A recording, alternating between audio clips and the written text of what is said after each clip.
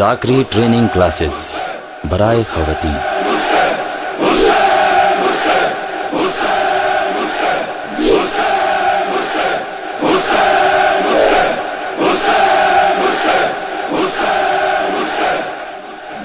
अऊज़ु बिल्लाहि मिनश शैतानिर रजीम। बिस्मिल्लाहिर रहमानिर रहीम। अल्हम्दुलिल्लाहि रब्बिल आलमीन वल आक़िबतु लिल तक़वा वल यक़ीन वस्सलातु वस्सलामु अला अशरफिल अंबिया वल मुरसलीन ख़ातमिन नबिय्यीन अबुल क़ासिम मुहम्मद।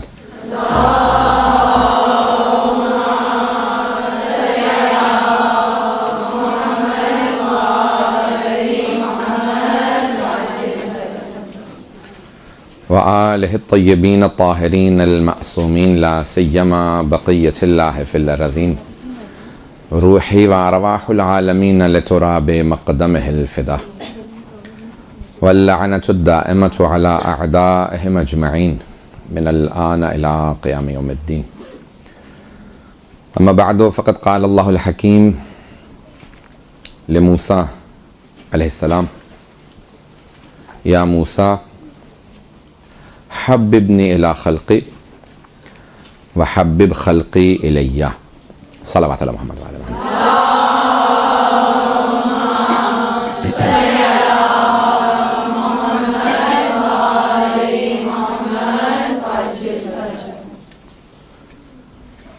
अज़ादारी का, तबलीग का सबसे बड़ा हदफ ये हदीस है जिसमें परवरदिगार ने जनाब मूसा अलैहिस्सलाम को हुक्म दिया कि मूसा मुझे मेरी मखलूक का महबूब बनाओ, मुझे इस तरह से मेरी मखलूक के सामने पेश करो कि सब मुझसे मोहब्बत करने लगें, और मेरी मखलूक को ऐसा बना दो कि वो मेरे महबूब हो जाएं, मैं उन सब से मोहब्बत करने लगूं। मेरे बंदे अपने गुनाहों की वजह से मुझसे दूर हो जाते हैं, उन्हें ऐसा बना दो कि मैं उनसे मोहब्बत करने लगूं। यही हदफ जनाब सय्यदुश शुहदा का था कि हर इंसान अल्लाह से मोहब्बत करे और लोग ऐसे बन जाएं कि फिर अल्लाह लोगों से मोहब्बत करने लगे। अल्लाह मोहब्बत सबसे करता है, चाहता सबको है, लेकिन लोग अपने गुनाहों की वजह से परवरदिगार से दूर हो जाते हैं। आज की मजलिस ने एक तर्स के उन्वान से कुछ मतालिब थोड़े से अमीक पेश करूँगा, लेकिन मैं इस मजमे से मुखातब हूँ, अपनी ख़ारान से, अपनी बहनों से, बेटियों से मुखातब हूँ कि जो मतालिब हमें पेश करने चाहिए किस तरह से पेश करें। जब हम बात करें, किसी मकसद को पेश करें, किसी बात को पेश करें, कुरान की आयत को पेश करें, तो किस तरह से पेश करना चाहिए उसको किसी के सामने पेश करने का। तो पहला बुनियादी हुक्म जो पैगंबर इस्लाम ने पेश किया है कि नहनु माशरल अंबिया, उसूल काफ़ी की रिवायत है, उमिरना अन नतकल्लम अन्नास अला क़द्र उक़ूलिहिम, हम अंबिया को हुक्म दिया गया है परवरदिगार की तरफ से कि लोगों से उनके सतह फ़िक्री के मुताबिक गुफ्तगू करें। जब लोगों को देखेंगे उनका लेवल क्या है, उनका मेयार क्या है। आइमा मासूमीन ने उसको मुख्तलिफ अंदाज से पेश किया है। आइमा कहते हैं कि जिस किसी में सलाहियत ना हो किसी बात के समझने की, उसके सामने हमारी हदीस को पेश करना मुनासिब नहीं है, बल्कि अगर वो उसको रद्द कर दे तो उस रद्द करवाने में जिसने पेश किया हदीस को वो भी गुनहगार है।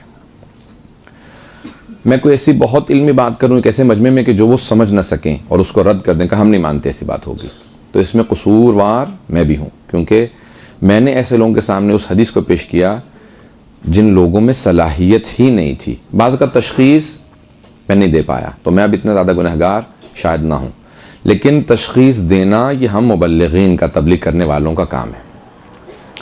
तबलीग अंबिया का काम है, तबलीग करना अंबिया का काम है अलैहिस्सलाम का। इसमें कुरान में दो अल्फाज इस्तेमाल हुए हैं, इन्ना अरसलना रुसलना बिलबय्यिनात, हमने अपने रसूलों को भेजा है लोगों तक, और वबअसना, और अल्लाह ने दूसरा जो लफ्ज़ इस्तेमाल किया वो बास है। इरसाल और बास दो अल्फाज आए। अरसलना हमने भेजा, और बास करना उनको अंगेज़ा दिलाना कि वो लोगों में तबलीग करें। बेसत जिसे कहा जाता है, बेसत है और इरसाल, भेजना, दोनों के अंदर भेजना। लेकिन हमारे यहाँ माहौल कैसा है, बरसगीर पाक व हिंद के अंदर माहौल है दावत का, यानी हमें बुलाया जाए। अगर मुझे कोई बुलाएगा तो मैं तकरीर करने के लिए जाऊंगा। लेकिन इरसाल व बास का तसव्वुर हमारे नहीं पाया जाता। हम लोगों में जाके तबलीग करें, जो तबलीगी जमात का एक शेवा बन चुका है, जो काफ़ी बदनाम हो गया। लेकिन दरअसल तबलीग दावत का नाम नहीं, दावत हमारी तरफ से होनी चाहिए। लोग हमें दावत करके ना बुलाएं कि हमारे यहाँ ज़रूरत है, इसका मतलब है हमने अपना काम नहीं किया।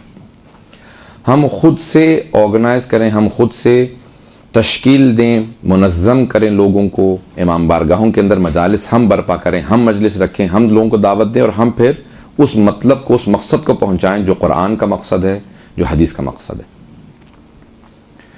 तो पहला तो ये शेवा मेरा यानी जो पूरा ज़िंदगी के अंदर मकसद रहा है कि हम लोग खुद से बर्पा करें। अक्सर लोग खुद से इमाम बारगाहें बनाते हैं, सब कुछ खुद करते हैं, फिर आखिर में महसूस करते हैं कि अब हमें एक ख़तीब की या एक ज़ाकिरा की, एक आलिमा की ज़रूरत है, वो आए आके हमसे ख़िताब करें। वो तशख़ीस दे के हमें फिर दावत देते हैं, जबकि ऐसा नहीं होना चाहिए। हमें खुद सब कुछ एहतमाम करना चाहिए। हमारा काम है कि हम एहतमाम करें। हम अंबिया, रसूल खुदा ने मस्जिद नबवी बनाए, रसूल खुदा ने मस्जिद कुबा बनाई, रसूल खुदा ने तमाम मसाजिद बनाए, अंबिया ने सब कुछ किया। लेकिन आज बरअक्स है, पाकिस्तानी माहौल के अंदर हम तवक्को ये रखते हैं कि लोग सब कुछ करें, हमारे लिए भी एहतमाम करें, हमें वो दावत दें, हम फिर जाके फिर अपनी बात उनके सामने पेश करें। ऐसा नहीं होना चाहिए। तो मेरा सबसे बड़ा बुनियादी इख्तिलाफ इस पूरे सेटअप से मुताल्लिक। दूसरा, जब हम जाएं तो हम दीन को पेश कैसे करें, मैं सिर्फ इस पर बोलना चाहता हूँ। जनाब सैयदुश्शहदा के मकसद को, हदफ को पेश करना हम सब की जिम्मेदारी है। तो अब हम किस तरह से पेश करें? सबसे बड़ी जो दो मिसालें हमारे सामने मौजूद हैं उस मकसद को पेश करने वाली, वो इमाम सज्जाद अलैहिस्सलाम हैं और जनाब ज़ैनब कुबरा।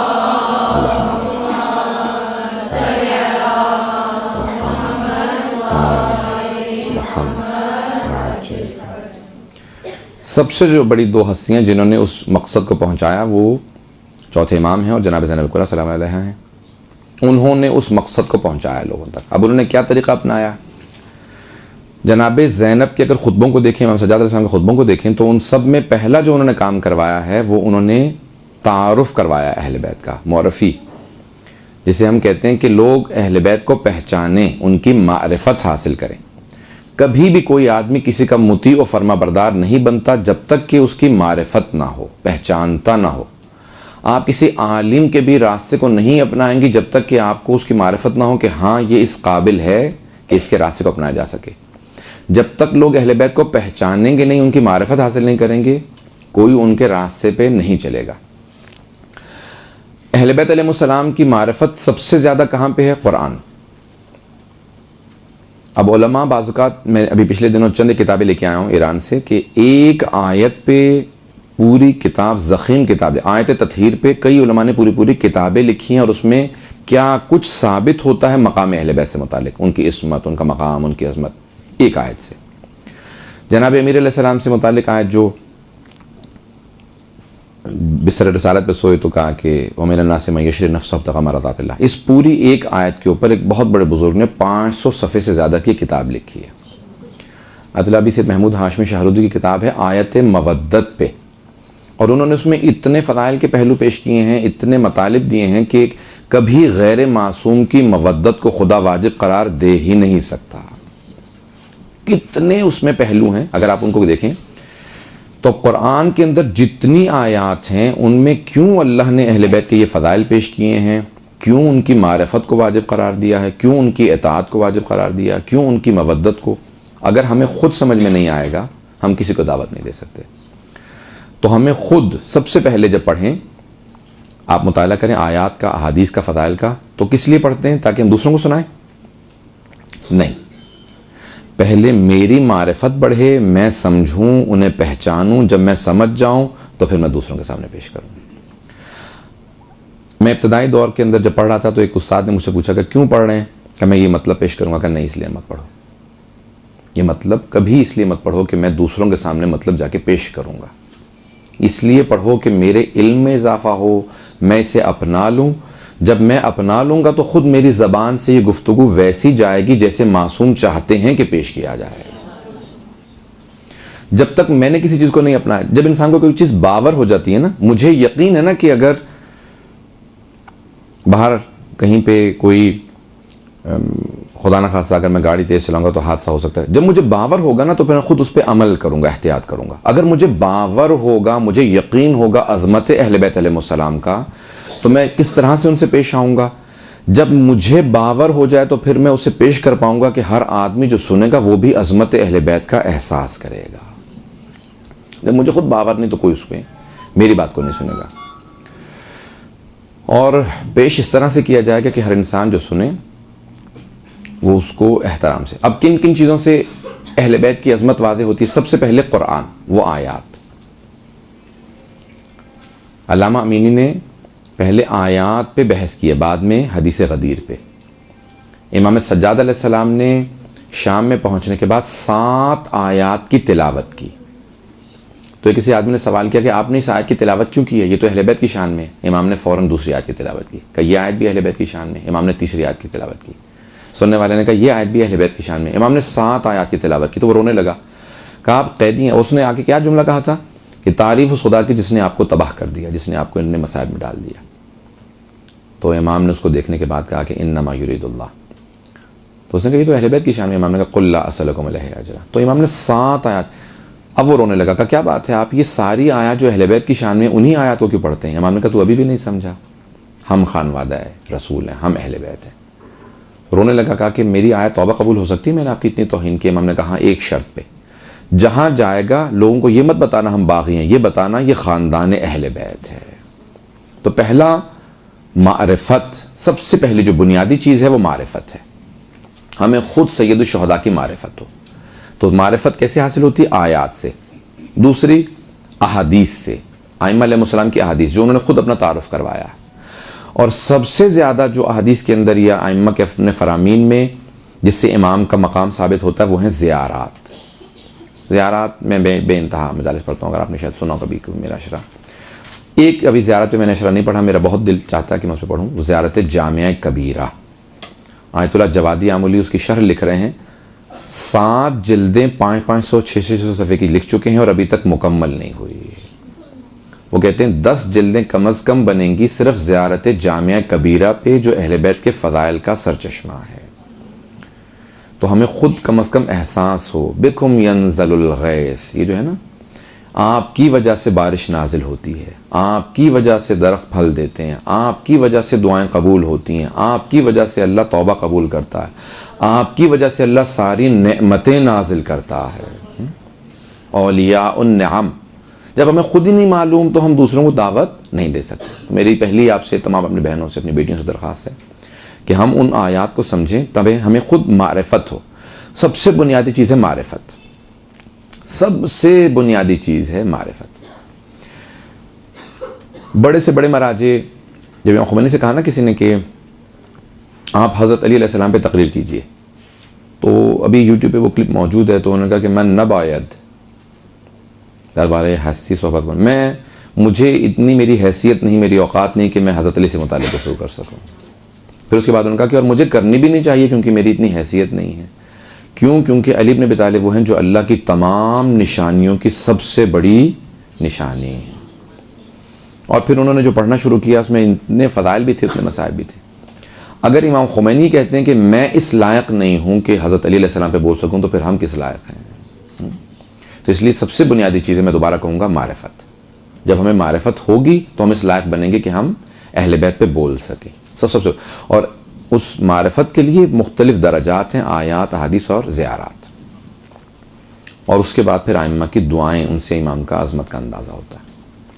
एक पहलू मुझे नहीं मालूम अब तक लोग सुन रहे हैं मुझे या सबके मेरे साथ है।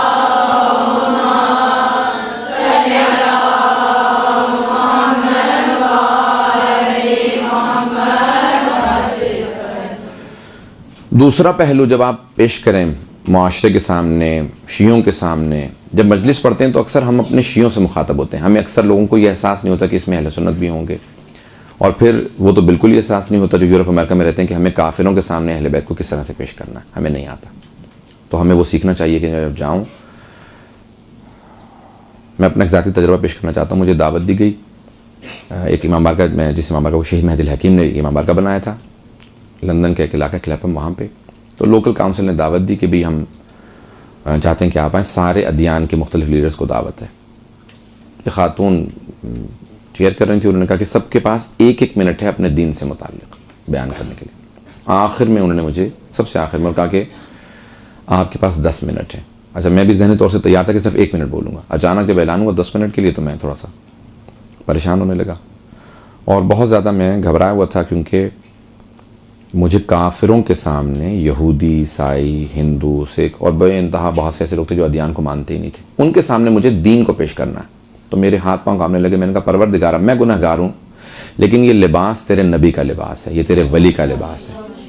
परवरदिगारा, मेरी आबरू का नहीं तो अपने नबी की, अपने वली की आबरू का लिहाज रखते हुए, परवरदिगारा, मेरी ज़बान से कोई ऐसी बात ना निकले जो तेरे दीन के ख़िलाफ़ हो, जो तेरे नबी के ख़िलाफ़ हो, तेरे कुरान के, तेरे वली के ख़िलाफ़ हो। परवरदिगारा, मैं जो यहाँ पेश करूँ, मैं इनकी आबरू को उस तरह से पेश कर पाऊँ जिस तरह से ये चाहते हैं कि हम पेश करें।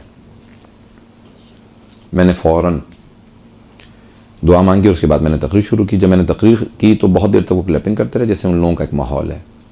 तो एक खातून खड़ी हुई, नन थी वो चर्च की, और उसने कहा कि हम 1 मिनट तक खामोश बैठेंगे ताकि हम इनकी इस तकरीर से जो हमने सीखा है उसको एब्जॉर्ब कर सकें, हम उसको अपना सकें। उस वक्त बाद सवालात हुए तो मुझे सवालों के जवाब नहीं आते थे, मुश्किल सवालात थे, लेकिन मैं जब बोल रहा था तो मैं खुद अपने अल्फाज से सीख रहा था। उस वक्त अचानक एक हदीस मेरे जहन में आई कि छठे इमाम फरमाते हैं, जब तुम हमारे दिफा में बोलोगे फिर तुम नहीं बोलोगे, तुम्हारी ज़बान से हम बोल रहे हैं।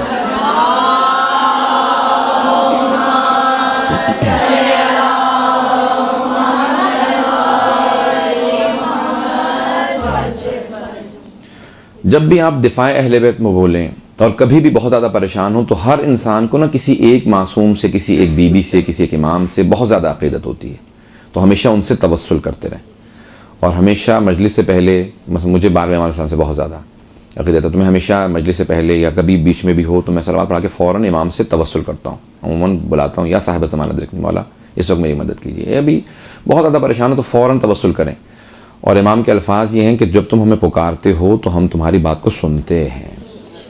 जब आयतुल्लाह बहजत से किसी बहुत एक तालिब इल्म ने, एक आलिम दीन ने सवाल किया, कहा, आगा मैं इमाम ज़माना से बात करता हूँ तन्हाई में, इमाम मेरी बात को सुनते हैं? तो आगा बहजत ने कहा कि अभी जब तुमने सवाल किया ना, इससे पहले कि मैं सुनूं, इमाम ने पहले सुन लिया, और जब मैं जवाब दे रहा हूँ इससे पहले कि तुम सुनो, इमाम ज़माना पहले सुनते हैं, बाद में तुम सुनते हो।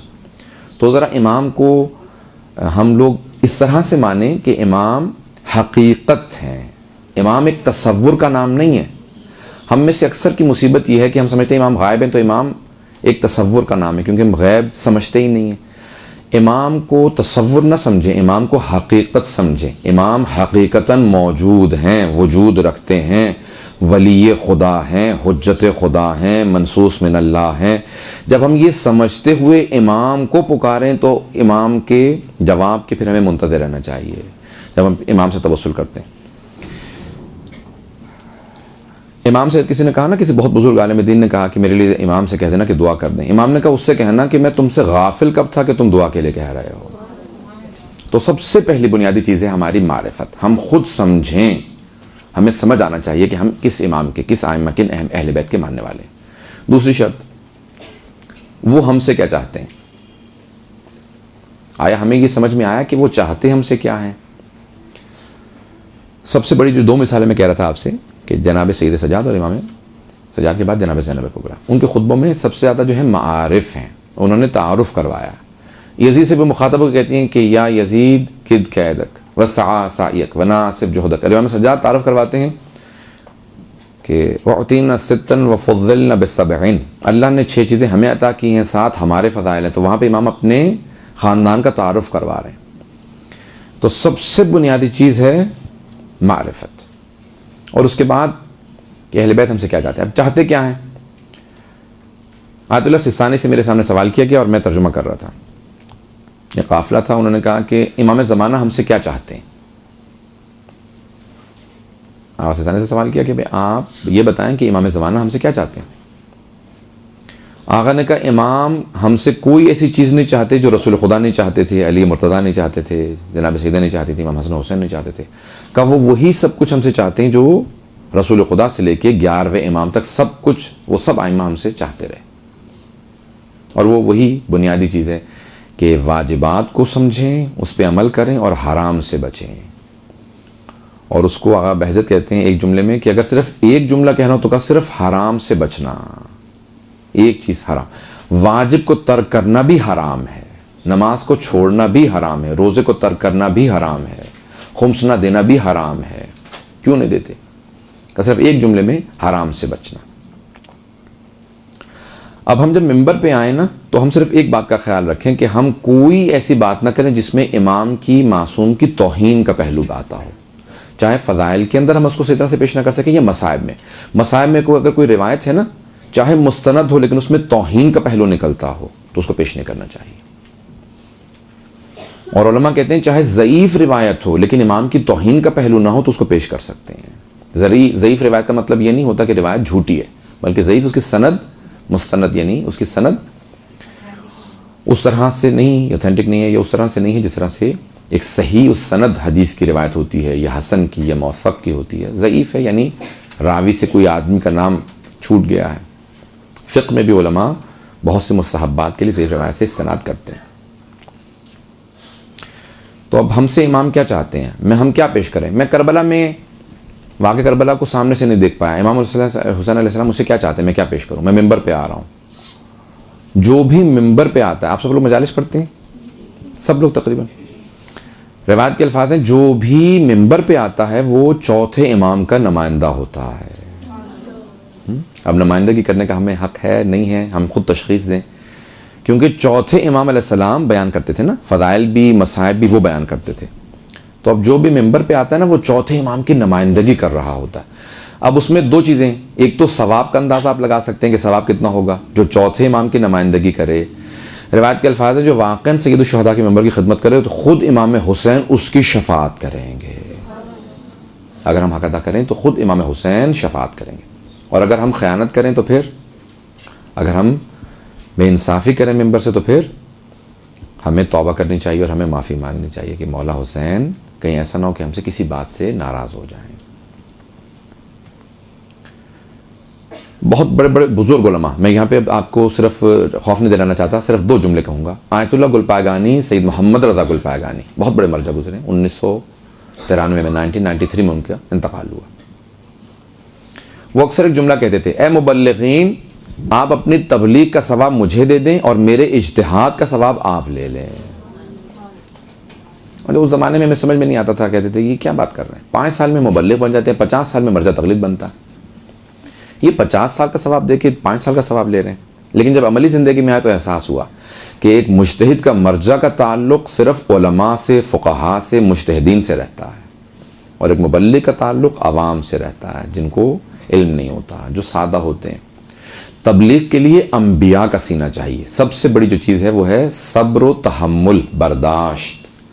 अगर मुबल्लिग में सब्र व तहम्मुल बर्दाश्त ना हो तो फिर तबलीग का हक सल्ब हो जाता है, तौफ़ीक़ात ख़त्म होने लगती हैं। कोई गाली भी दे दे तो अंबिया खामोश रहते थे, लोग पत्थर भी मारते थे तो वो बद्दुआ नहीं करते थे। तो हम लोगों में बेइंतहा बर्दाश्त, सब्र, तहम्मुल होना चाहिए। ये बुनियादी शर्त है मुबल्लिग की। मुझे नहीं पता, अगर मैं थोड़ा सा और इसको बोलना चाहता हूँ इस मौजू पे, आप लोग अगर सुनना चाहेंगे तो।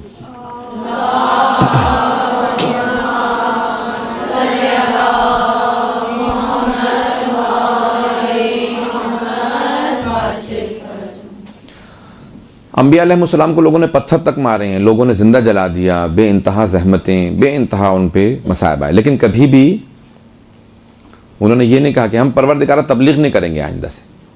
आइम्मा अलैहिस्सलाम पे इतने मसाइब आए, खुद रसूल खुदा फरमाते हैं कि मा ऊदिया नबीयुन कमा ऊदीत, किसी नबी को इतनी अजियत नहीं दी गई जितनी मुझे दी गई। अल्लामा तबातबाई से सवाल किया कि वाक़ईन रसूल खुदा को इतनी अजियत दी गई, ये हदीस मुस्तनद है? उन्होंने कहा हाँ मुस्तनद है। का कैसी फिर अजियत है? अंबिया को तो लोगों ने पत्थर मार मार के जान से मार दिया, जिंदा आग लगा दी। रसूल खुदा को तो पत्थर मारे एक दो मरतबा। ताइफ में लोगों ने जब पत्थर मारे तो सर से लेके, रसूल खुदा कहते हैं मेरी ज़िंदगी का सबसे सख्त दिन ताइफ का दिन था, जब लोगों ने पत्थर मारे सर से लेके मैं पाँव तक लहूलहान था। जहाँ पे जनाब सैयदा को उम्मे अबीहा कहा है। जब घर पहुँचे तो देखा कि एक बेटी दरवाजे के पीछे खड़ी है, और पैगंबर इस्लाम जब पहुँचे तो कहते थे कि मैं घर जाना चाहता था लेकिन एक बात से रोकता था कि मेरी बेटी क्या सोचेगी कि मेरे बाबा का कोई चाहने वाला नहीं है। तो जैसे पहुँचे तो फ़ौरन जनाब सैयदा ने कहा, देखा और इतना तहम्मुल और बर्दाश्त बीबी में कि रोई नहीं, फ़ौरन कहा बाबा महसूस होता है बहुत थक हार के घर आए हैं, आइए मैं आपका हाथ मुंह धुला देती हूँ। फ़ौरन पानी लेके आई, पैगंबर इस्लाम के चेहरे पे डालना शुरू किया। तो पैगंबर इस्लाम ने कहा कि फ़ातिमा अंची उम्मु अबीहा, आप मेरी बेटी नहीं, आप मेरी माँ हैं। तो अब तबलीग के लिए ना बेइंतहा सब्र और तहम्मुल बर्दाश्त चाहिए, अगर हमें कोई सख्ती भी करे। तो उलमा कहते हैं कि अंबिया अलैहिस्सलाम पे आयमा पे रसूल खुदा, अल्लामा तो बताया थी, मैं वो जुमला पेश कर रहा था, पूछा किसी ने कि वाक़ई रसूल खुदा को इतनी अज़ियत दी गई? तो वो कहते थे रसूल खुदा की अज़ियत जिस्मानी कम थी और रूहानी अज़ियत ज़्यादा थी। जैसे आज हमारा माशरा है, रूहानी अज़ियत कैसे? ज़बान से लोग इतनी अज़ियत देते थे रसूल खुदा को, मुनाफिकीन जो आपके अतराफ़ में थे, अल्लामा तबारक कहते हैं जो मुनाफिकीन अतराफ़ में थे ना, और जो सख्त जुमले कहते थे रसूल खुदा को, ज़बान से नश्तर चलाते थे, जुमले बहुत बहुत तल्ख कहते थे। और पैगंबर देखते थे कि मेरे बाद ये मेरी बेटी को अज़ियत देंगे, मेरे नवासों को अज़ियत देंगे, अमीरुल मोमिनीन को अज़ियत देंगे, फिर भी इजाज़त नहीं थी कि इनको दूर कर दें, का अपने पास रहने दें। तो हमें तो मालूम भी नहीं होता। मैं एक तनकीद करना चाहता हूँ, हमारे अक्सर उलमा में फ़ायदा नहीं होगा तबलीग का, यहाँ पे बयान करने का फ़ायदा नहीं होगा। क्यों? बुरे नताज निकल सकते हैं। रसूल खुदा को अपने इल्म नबुव्वत से मालूम था कि मेरे बाद अमीरुल मोमिनीन को उनका हक नहीं मिलेगा, बल्कि दूसरे लोग आ जाएंगे, फिर अमीरुल मोमिनीन आएंगे, उसके बाद फिर दो और लोग आ जाएंगे, बनु उमय्या आएंगे, फिर बनु अब्बास आएंगे, कुछ नहीं होगा, बहुत हालात ख़राब होंगे। लेकिन फिर भी आपने अपने पैगाम को पहुँचाने में कोई ख़यानत नहीं की। अगर रसूल खुदा सही पैगाम ना पहुँचाते तो आज हमारे पास सही इस्लाम ना होता। तो अगर हम लोग बाज़ औक़ात मुआशरे से तंग आ जाते हैं, कहते हैं कि नहीं लोगों में पजीराई नहीं होगी, लोगों के अंदर लोग कबूल नहीं करेंगे, लोग उसको समझेंगे नहीं, तो रसूल खुदा से ज़्यादा सख्त दौर किसी का दौर नहीं था। आज हमारा दौर इतना सख्त नहीं जितना पैगंबर इस्लाम सल्लल्लाहु अलैहि वसल्लम का दौर था। तो बुनियादी चीज़ ये है कि हमें सब्र और तहम्मुल से, बर्दाश्त के साथ लोगों से बरखुर्द करना चाहिए। अहले बैत हमसे दूसरी चीज़ क्या चाहते हैं? सब्र और तहम्मुल के अलावा, बर्दाश्त के अलावा हमें अपने अंदर महसूस होता है कि हमें असल में बर्दाश्त, सब्र और तहम्मुल है, हम लोगों से लड़ते नहीं हैं, जवाब नहीं देते। ये होना चाहिए। लोग कुछ भी कहते हैं ना, हम बड़े तहम्मुल से जवाब दें। अक्सर लोग सवाल के जवाब को सुनना चाहेंगे अगर हम अच्छे लबो लहजे में उनको जवाब दें, अच्छे अल्फाज से जवाब दें। मैंने ईसाई मुबल्लिगीन को देखा कि लोग बाज़ औक़ात उन पर थूक भी देते हैं, गाली भी बकते हैं, क्योंकि इंग्लैंड का माहौल जो है वो ईसाई माहौल नहीं है, यानी लोग मुल्हिद हैं, ज़्यादातर ज़िंदीक़ हैं, ज़्यादातर लोग असल दीन को ही नहीं मानते, हज़रत ईसा की भी तौहीन करते हैं, कुछ नहीं मानते। लेकिन वहाँ पे मुबल्लिगीन जो तबलीगी जमात बनी है वो ईसाइयों को देख के बनी है। ईसाई जो है ना वो तबलीग पे जो हुआ विटनेस, मुझे देखा उन्होंने कि दाढ़ी वाला आदमी कहीं नौ क्यों, उनको नहीं पता घर में कौन है। मैंने दरवाज़ा खोला, क्या बात है, हम हज़रत ईसा के नुमाइंदे हैं। अब दाढ़ी देखी तो और ज़्यादा वो कि भी इसको अगर हम ईसाई बना लेंगे तो बहुत सवाब मिलेगा, तबलीग शुरू कर दी। मैंने नहीं बताया कि मैं दीन से वाबस्ता हूँ। अच्छा, थोड़ी सी बात हुई तो मैंने अच्छा खासा उनको तंग किया, यानी इल्मी लिहाज से मैंने उनको तकरीबन हर तरफ से फंसा दिया। वो बेचारे परेशान होने लगे, कहेंगे हम कल आएंगे। अगले दिन वो और मुबल्लिगीन को लेके आ गए, मैंने उनको अंदर बिठाया, चाय वगैरह पिलाई, फिर मैंने उनको, जो उन्होंने मेरी लाइब्रेरी वगैरह देखी तो वो परेशान हुए। फिर अगले दिन कहेंगे एक और को लेके आएंगे। हर रोज़ किसी नए मुबल्लिग को किसी तरीके से, इनको हम किसी तरीके से ईसाई बना लें। मैंने कभी सलाम में वैसे आप लोगों की हिम्मत पे कि हम लोग बाज़ औक़ात, मैं मुबल्लिग हूँ, मेरा काम ही तबलीग है, मैंने सीखा ये लिबास रसूल खुदा इमाम का लिबास पहन रखा है कि मैंने काम तबलीग करना है। और आप लोगों की जुर्रत इतनी है कि मुझे एक मुबल्लिग ही को हर रोज़ तबलीग करने आ रहे हैं। मैं अपनी बच्ची के साथ खड़ा था, मेरी बच्ची गोद में थी, तो एक ईसाई लड़की गुजर रही थी, तो उसने क्रॉस पहना हुआ था, यानी ईसाई थी वो, उसने क्रॉस पहना हुआ था। तो गुजरते गुजरते उसने मुझे देखा कि बच्ची के साथ खड़ा हूं, तो उसने मुझे कहा, by the way Jesus loves you, हज़रत ईसा आपसे मोहब्बत करते हैं। मुझे बड़ा एहसास हुआ शिद्दत से कि ना इसके पास हिजाब है, ना दीन है, ना जनाब मरियम को समझती, ना जनाब ज़हरा को समझती है। मैं मुबल्लिग हूँ, इमाम का लिबास पहनता हूँ, वो ईसाई लड़की मुझे तबलीग करके चलेगी, मैंने कोई तबलीग नहीं की। वो मुझे हज़रत ईसा की तबलीग कर रही है, वो कह रही है कि हज़रत ईसा से मोहब्बत करते हैं, यानी ईसाई मज़हब की तरफ आइए, कह के चली गई। हमें बात का ऐसा होता है कि हम जब मौका मिले फ़ौरन उसी वक्त हमें कुछ ना कुछ इस्लाम से मुताल्लिक़ कहना चाहिए। मजलिस और मिंबर का इंतज़ार ना करें, एक जुमले से बाज़ का किसी का दिल मुनक़लिब हो जाता है। जब मौका मिले, जहाँ कहीं पे भी देखें, जब कभी मौका मिले, राह चलते में भी बाज़ औक़ात इंसान अच्छे अंदाज से कुछ दीन को पेश करता है तो लोग उसको ज़रूर कबूल करते हैं। अहादीस जहन में रखें, अहादीस अक़वाल मासूम अलैहिस्सलाम के। अक्सर लोग जो मुसलमान होते हैं ना इंग्लैंड में, वो सिर्फ और सिर्फ मुसलमानों का अच्छा अखलाक देख के मुसलमान हो जाते हैं। अक्सर जो अहले सुन्नत आते हैं ना, शिया होते हैं, वो अहले बैत के मानने वालों का अखलाक देखते हैं और अक्सर कहते हैं आप अली के मानने वाले हैं, आप नमाज नहीं पढ़ते, आप अली के मानने वाले हैं, आप ये नेकी नहीं करते। यानी लोगों की तवक्को ये होती है जो अहले बैत का मानने वाला होगा उसका मेयार हमसे बहुत ज़्यादा बुलंद होगा। अच्छा, हम क्या करते हैं, मुबल्लिगीन जो तबलीग कर रहे होते हैं, शियों ही में बैठते हैं, इस तरह से पेश आते हैं कि मैं अशरफुल मखलूक़ात हूँ और ये असफलुल मखलूक़ात हैं। और अक्सर जो हमारे मजहबी लोग हो जाते हैं ना, वो फिर एक बिल्कुल कॉर्नर अलग से बैठते हैं, वो दूसरे लोगों के साथ मिक्स नहीं होते, बैठते नहीं। अगर रसूल खुदा यही फैसला कर लेते कि मैंने सिर्फ और सिर्फ दीनदार लोगों में तबलीग करनी है, तो इतने मुशरिकीन कुफ़ार कभी मुसलमान ना होते। हर एक में जाना चाहिए, हर एक से मिलना चाहिए। जो खातून हिजाब नहीं करती उससे ज़्यादा आपका फरीज़ा बनता है बात करने का। अच्छे अखलाक से पेश आएँ, उसके अंदर एक हिजाब करने वाली खातून का इज़्ज़त व एहतराम पैदा हो कि मेरी तहक़ीर नहीं करती, मुझे दावत दे रही पॉजिटिव अंदाज से। मैं 2 मिसालें दूंगा जल्दी जल्दी आपके सामने। पाकिस्तान के अंदर एक सबसे पहले गाने वाला कैसा कि जिसने पॉप म्यूज़िक को पेश किया, पूरा माहौल ख़राब किया। उसके घर में कोई फौतगी हो गई तो तबलीगी जमात ने उससे कहा कि आप 1 महीने के लिए हमारे साथ रहें, और करते करते उसको लेकर लेंगे भी नहीं, मैं तो तबलीगी नहीं, मैं तो एक गाने वाला हूँ, मैं तो उसने बताना शुरू चाहा कि मैं तो शराबी भी हूँ, सारी बुराइयाँ मुझ में। तो उनका कोई मसला नहीं, 1 महीना अल्लाह के लिए तो दे सकते हैं आप। हाँ, 1 महीना अल्लाह के लिए दे सकता हूँ। माह रमज़ान में रोज़े रखिए, नमाज़ पढ़ें, तरावी पढ़ें, हमारे साथ चले गए। अब जिस आदमी ने बिल्कुल दीन से दूरी इख्तियार की हुई है, वो 1 महीना उसके लिए कितना कुरान, मस्जिद, नमाज, इबादत, रोज़ा बिल्कुल मुनक़लिब हो जाएगा आदमी। फिर 11 महीने गाने गाता रहा, कह लेंगे 1 महीना फिर हमें दे दीजिए, कह लेंगे पिछले साल बहुत अच्छा गुजरा था, फिर चलूँगा। 3-4 साल बाद कह लेंगे अगर थोड़ी सी देर के लिए दाढ़ी रख लेंगे, लेकिन मैं तो दाढ़ी नहीं रखना चाहता, मैं तो गाने गाता हूँ, फिर उसमें बुरा लगता है। वो कह लेंगे बाद में शेव कर दीजिएगा। करते करते करते उन्होंने उसको इतनी लंबी दाढ़ी रखवा के बिल्कुल मॉडिफाई करके एक बाकायदा मुबल्लिग बना दिया, अपने दीन का मकतब का नुमाइंदा बना दिया। हमारे यहाँ क्या होता है, अगर कोई आ भी जाए तो हम उसके साथ ऐसे पेश आते हैं, वो कहते हैं अब तौबा करके जा रहा हूँ, दोबारा कभी नहीं आऊँगा। इतनी पजीराई होनी चाहिए, गुनाहगार आए तो वो कहे कि अब मैं अगर 10 गुना करता था ना तो मैं 4 गुना छोड़ दूंगा, 6 गुना करूंगा।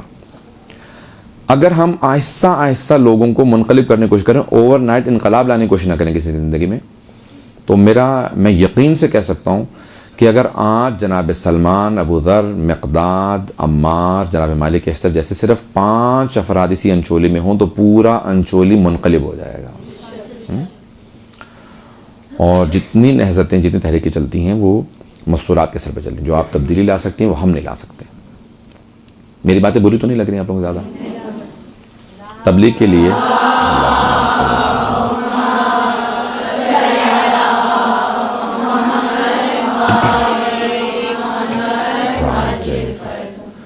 के लिए सबसे बुनियादी शर्त यह है कि इंसान में तवाज़ो और इनकिसारी हो। तवाज़ो, इनकिसारी। आपने देखा सादी शिराज़ी कहते हैं जिस दरख्त पे फल होता है ना वो दरख्त झुका हुआ होता है, जिस पे फल नहीं होता वो अकड़ा खड़ा हुआ होता है, बिल्कुल उसकी टहनियाँ बिल्कुल सीधी अकड़ी हुई। तवाज़ो और इनकिसारी इल्म की अलामत है, और जहालत की सबसे बड़ी अलामत तकब्बुर, मगरूर होना, घमंड। तवाज़ो से पेश आए। रसूल खुदा से तो अफजल कोई नहीं है, अली मुर्तज़ा से अफजल कोई नहीं है। वो कैसे पेश आते थे? वो अपनी अबा ज़मीन पे बिछा के लोगों के साथ ज़मीन पे बैठ जाया करते थे। लेकिन हम लोगों ने बना लिया कि नहीं, ये सुनाने वाली चीज़ें, अपनाने वाली चीज़ें नहीं हैं। ऐसा नहीं है, ये अपनाने वाली चीज़ें। पैगंबर इस्लाम यतीम बच्चों के साथ ज़मीन पे बैठ जाते थे, अली मुर्तज़ा यतीम बच्चों के साथ ज़मीन पे बैठ के खेलते थे। किसी बेवा खातून के घर गए ना तो देखा कि बच्चे बहुत ज़्यादा रो रहे हैं, गुजर रहे थे आप, तो आपने दरवाजे पर फ़ौरन दस्तक दी, क्या बात है? कहा मैं बेवा हूँ, अब बच्चों को तो नहीं देख सकती, बच्चे सारे मेरे 4-5 बच्चे अब रो रहे हैं, मैं ये खाना पका सकती हूँ बच्चों को। तुम्हारा ने कहा ठीक है, मैं बच्चों को मैं देख लूँ। वो पहचानती नहीं थी कि अमीर मोमिनीन है, वाक़या आपके ज़हनों में होगा।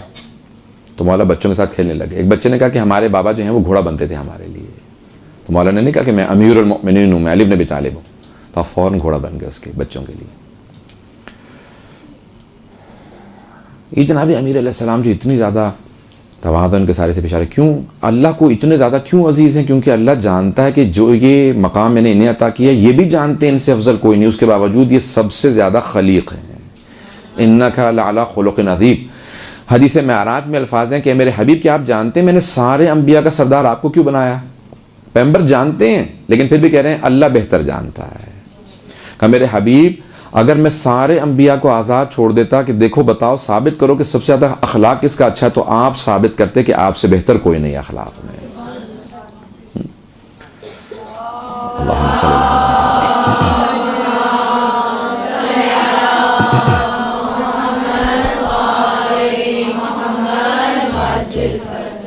मुबल्लिग के लिए बुनियादी शर्त है कि तवाज़ु और इनकिसारी हो। हम ऊपर बैठते हैं ना, कुर्सी पे बैठते हैं, मिंबर पे बैठते हैं, तो हमारे जहन में एक बात आने लगती है, मैं दूसरों से तो बेहतर ही हूँ। एक बहुत बड़े ईरान में आपने देखा मिंबर और बहुत बुलंद होते हैं, वहाँ से इंसान गिर के मर भी सकता है, इतने 8, 10, 12 सीढ़ियाँ इतने ऊपर। तो वहाँ पे एक बहुत बड़े आलिम दीन, बहुत बड़े मुश्तिद बैठे हुए थे, तकरीर कर रहे थे। किसी ने सवाल किया, कभी आप ये सवाल का जवाब, उनका मुझे नहीं मालूम। उन्होंने दूसरा सवाल किया, उन्होंने कहा मुझे नहीं मालूम। कहने के फिर आप जानते क्या अगर आप कुछ नहीं जानते? कहने के भी मैं थोड़ा सा ज़्यादा जानता हूँ, तभी तो 10-12 सीढ़ियों पर बैठा, नहीं तो आसमान पे बैठता जाके। अच्छा, हमें ऊपर बैठ बैठ के आदत ये हो जाती है, हमारे जहन में बैठने लगता है मैं बहुत अहमियत पे, मैं बहुत, मेरा अपना मकाम बहुत ज़्यादा। मुसलसल अपने आप को एक रिमाइंडर देने की, तज़क्कुर देने की ज़रूरत होती है। एक ऐसा तज़क्कुर हो कि जिसमें इंसान बताए कि नहीं, हमारे यहाँ नमाज जमात के लिए शर्त है कि जो नमाज़ पढ़ाए ना वो बिल्कुल उसी हमवार ज़मीन पे हो जहाँ पे बाकी लोग खड़े हैं, उनसे नीचे तो खड़ा हो सकता है, ऊपर खड़ा नहीं हो सकता। चले हमसे पूछा मौला क्यों ये शर्त है? कहा ताकि वो ये ना सोचे मैं इनको नमाज पढ़ा रहा हूँ तो मैं इनसे बेहतर हूँ। कहा जो अपने आप को दूसरों से बेहतर समझने लगे वही पस्ती की तरफ जाने लगता है। तो ऊपर बैठने से कभी भी अपने जहन में तकब्बुर और गुरूर मत आने दें। मुसलसल अपने आप को ये बताएं कि नहीं, क्या पता ये मेरी गुफ्तगू सुनने के बाद ये मुझसे बेहतर बन जाए, ये अमल करें।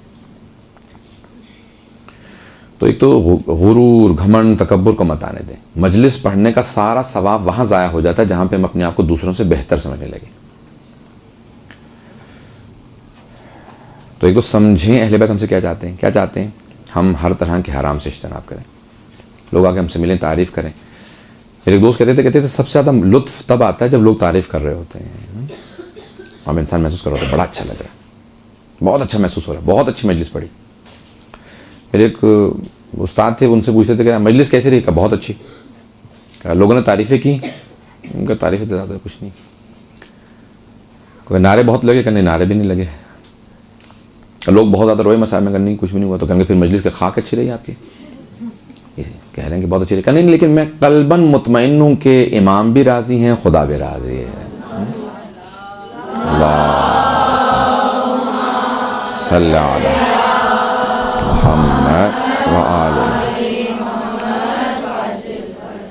मैं कल्बन मुतमईन। बाज़ औक़ात लोग बहुत तारीफ़ कर रहे होते हैं लेकिन इंसान अपने दिल से राज़ी नहीं होता, उसके दिल में एक इत्मीनान नहीं होता, इज़्तिराब होता है।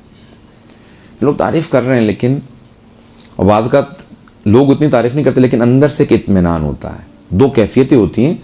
बाज़ औक़ात इंसान इतने ईमान की कैफियत पे आ जाता है, कहता है कि परवरदिगार अगर इस वक्त मैं मर जाऊं तो मैं जन्नती हूँ।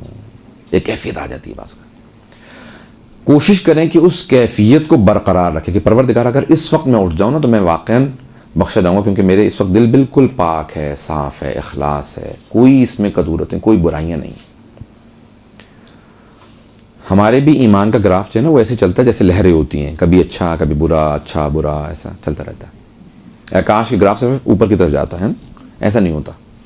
हमारे ईमान का ग्राफ मुहर्रम आता है तो बहुत पीक पे होते हैं, ईमान बहुत बुलंदी पे होता है, और बाज़ औक़ात बिल्कुल पस्ती पे आ जाता है। हम लोग बिल्कुल अंदर से, मेरा बाज़ औक़ात ऐसी भी कैफियत हो जाती है कि दिल कर रहा था कोई तकरीर ना करूँ, कोई मजलिस ना पढ़ूँ, घर में बैठूँ। लोगों की अज़ियतें देखता हूँ ना कि बाज़ औक़ात लोग कोई अमल ही नहीं कर रहा, कुछ नहीं हो रहा, कोई ज़रूरत नहीं किसी काम की। जब ये कैफियत हो जाती है मुझे यकीन हो जाता है अब ये मेरी ज़ियारत का वक्त आ गया, मुझे फ़ौरन ज़ियारत पे जाना चाहिए। मोबाइल की बैटरी जब डेड हो जाती है तो उसको चार्जिंग की ज़रूरत होती है। जब हमारी रूहानी कैफियत ऐसी हो जाए तो फिर हमें फ़ौरन नजफ़, करबला, मशहद कहीं चले जाना चाहिए ताकि अपनी बैटरी को चार्ज करें, ईमान की बैटरी को, और कहें मौला मुझे दोबारा ताकत दें कि मैं तबलीग कर सकूँ। जब इंसान को इज़्तिराब महसूस होने लगे अंदर से, फ़ौरन इमाम से मुतवस्सिल हो, और अगर नहीं जा सकते तो फिर 12वें इमाम की नमाज इतनी पढ़ें, इतनी नमाज पढ़ें। अल्लाह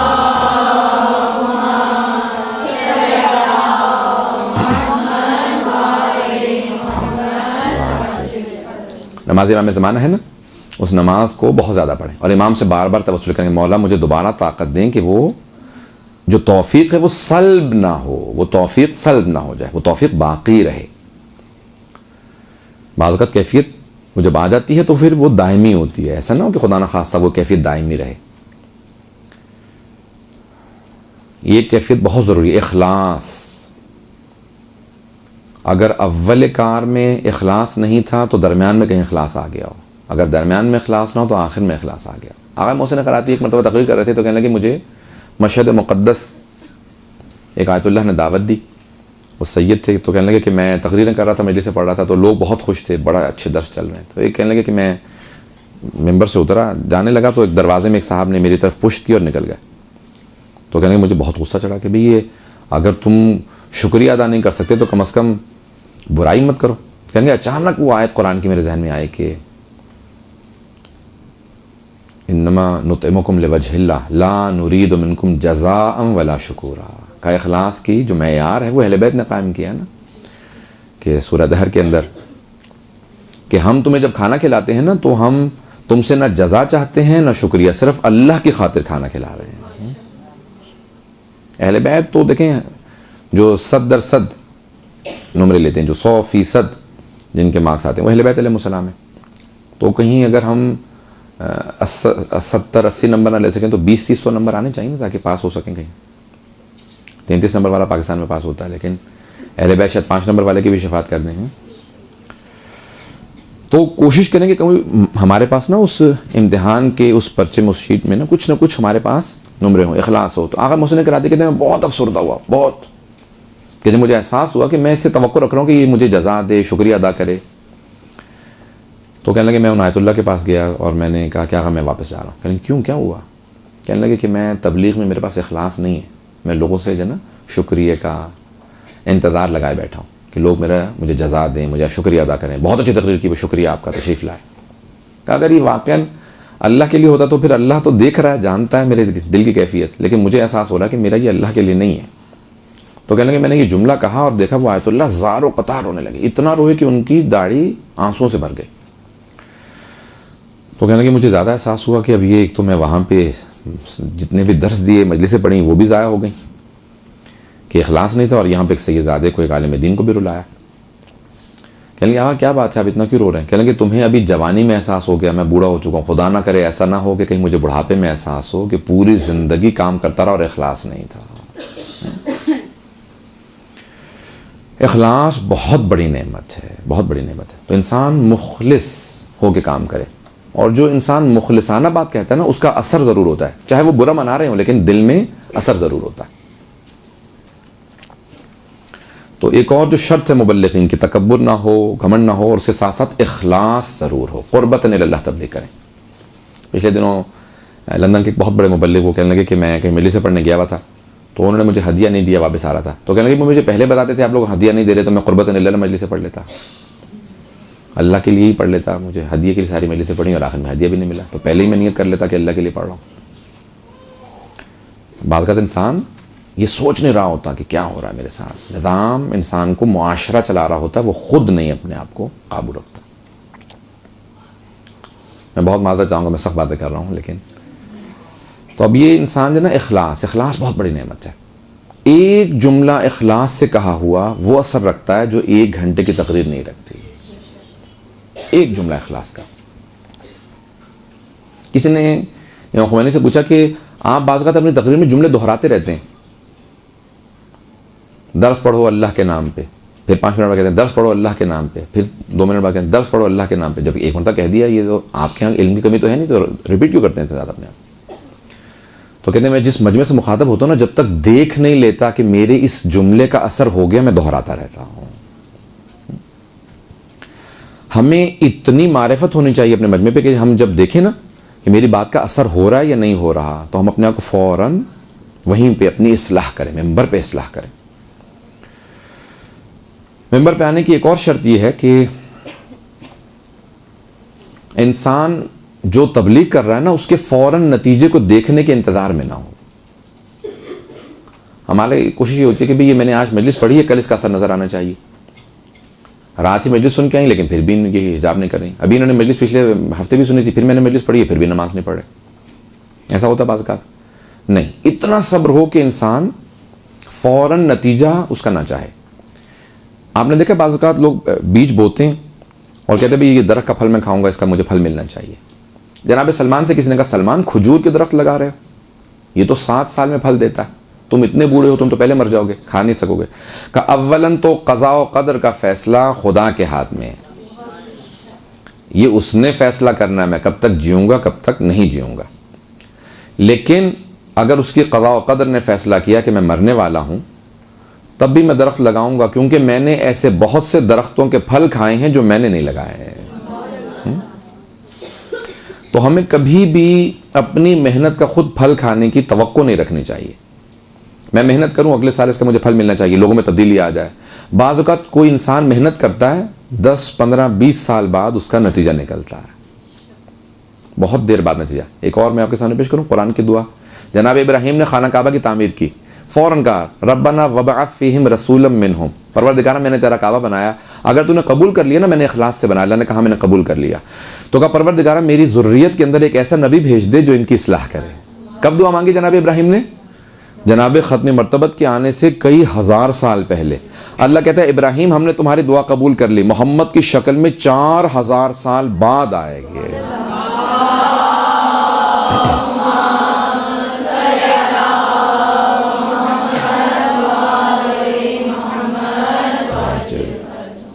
बाज़ औक़ात जो है नतीजा बहुत देर से आता है, लेकिन हम लोग बेसब्रे होते हैं, चाहते हैं फ़ौरन नतीजा आए। तो इसलिए तहम्मुल रखें, सब्र। जो आपने तबलीग की है वो अल्लाह के लिए की है, उसका नतीजा लाजमी नहीं कि हमें मिले, बल्कि किसी और को अपने मेहनत का फल खा लेने दीजिए। लंदन में एक इमाम बारगाह में बेइंतहा लड़ाइयाँ थी, उसमें यानी मशहूर था लड़ाइयों के लिए। यानी उसके एक साबिक सदर जो हैं वो मरहूम हो गए, अब तो खुदा कर रहमत करे। वो कहते थे मौलाना जब से इमाम बारगाह बना इसमें लड़ाइयाँ हैं, फसादातें हैं, मुझे महसूस होता है जैसे कोई यहाँ शिमर की हड्डी गाड़ गया है। बहुत एक वो तंज़ मज़ाह रखते थे, तो मेरे से बहुत ज़्यादा करीब थे। मुझे कहने लगे मुझे लगता है कोई यहाँ पे बहुत ही कोई फितना हो गया। सब उलमा ने फैसला किया कि मैं उस वक्त बहुत नौजवान था, तो कहने लगे आप यहाँ पे जाएं जहाँ पे आप तबलीग करेंगे, यहाँ पे आप पेश नमाज हो जाएं। अब मैं ज़हनी तौर से तैयार हो गया कि भाई यहाँ पे बेइज्जती के बाद ही आऊँगा बाहर। हर रोज़ मैं जब नमाज के लिए जाता था ना, ये मजलिस पढ़ने जाता था, तो मेरे हाथ पाँव कांप रहे थे। कहता परवरदिगारा सिर्फ मैं इज्जत से वापस आ जाऊँ, कोई मेरी तौहीन ना करे, कोई गाली ना बके, कोई लान तान ना करे। परवरदिगारा मैं सिर्फ इज्जत से वापस आ जाऊँ, मुझे कोई तब्दीली नहीं लेके आना। मैं नहीं चाहता कि मैं बहुत बड़ा कोई इनकलाब बर्पा कर दूँ, कुछ नहीं करूँगा। परवरदिगारा सिर्फ मैं इज्जत व आबरू से, परवरदिगारा तूने खुद कुरान में वादा किया है कि वलिल्लाहिल इज्जत वलि रसूलिही वलिल मुमिनीन, इज्जत अल्लाह के लिए, अल्लाह के रसूल के लिए, मोमिनीन के लिए। परवरदिगारा मेरी इज्जत यहाँ पे, दीन पे पैसा कुर्बान करना बहुत आसान है, जान कुर्बान करना मुश्किल है। जान भी कुर्बान करना आसान है, लेकिन आबरू कुर्बान करना बहुत मुश्किल है। इस्लाम पे आबरू कुर्बान करना। 4-6 महीने तक मैं सिर्फ यही ना जाता था, बहुत घबरा के नमाज पढ़ाई, इज्जत आबरू से बस घर आ जाऊँ, किसी तरीके से तबलीग करता रहा। 2 साल में ऐसा हो गया था कि पूरे यानी इमाम बारगाह में कोई लड़ाई नहीं हुई, मेरे 2 साल 3 साल जो मैं रहा। आखिर में यहाँ तक हो गया था कि जब मैंने वहाँ से इस्तीफ़ा दिया और मैं छोड़ रहा था, तो वहाँ पे तमाम मर्द ख़वातीन बच्चे बुजुर्ग सब रो रहे थे। तो जब मैं छोड़ के आ रहा था तो उन्होंने मुझसे कहा कि भाई आप पहले आले मदीने जिसको हमने निकाला नहीं, वो खुद छोड़ के जा रहा है। ये पहला। दूसरा कहा कि भाई आपके ज़माने में कोई यहाँ लड़ाई नहीं हुई, क्योंकि आपने मिंबर को फसादात के लिए इस्तेमाल नहीं किया, इस पार्टी के ख़िलाफ़, उसके ख़िलाफ़, उसके ख़िलाफ़ कभी आपने इस्तेमाल नहीं किया। जिस दिन मैं पहले दिन गया था ना, तो मैंने एक जुमला कहा था अपने से, अली रज़ा तुम्हारी मेहनत का फल तुम्हारे से बाद में आने वाला आलिम दीन खाएगा, अपने फल को खुद खाने की कोशिश मत करना। मैंने 3 साल वहाँ मेहनत की, उसके बाद फिर मैं हट गया, और वहाँ पे फिर उसके बाद लड़ाइयाँ झगड़े सब काबू में आ गए। लेकिन मुझे ये यकीन नहीं था कि ऐसा हो जाएगा।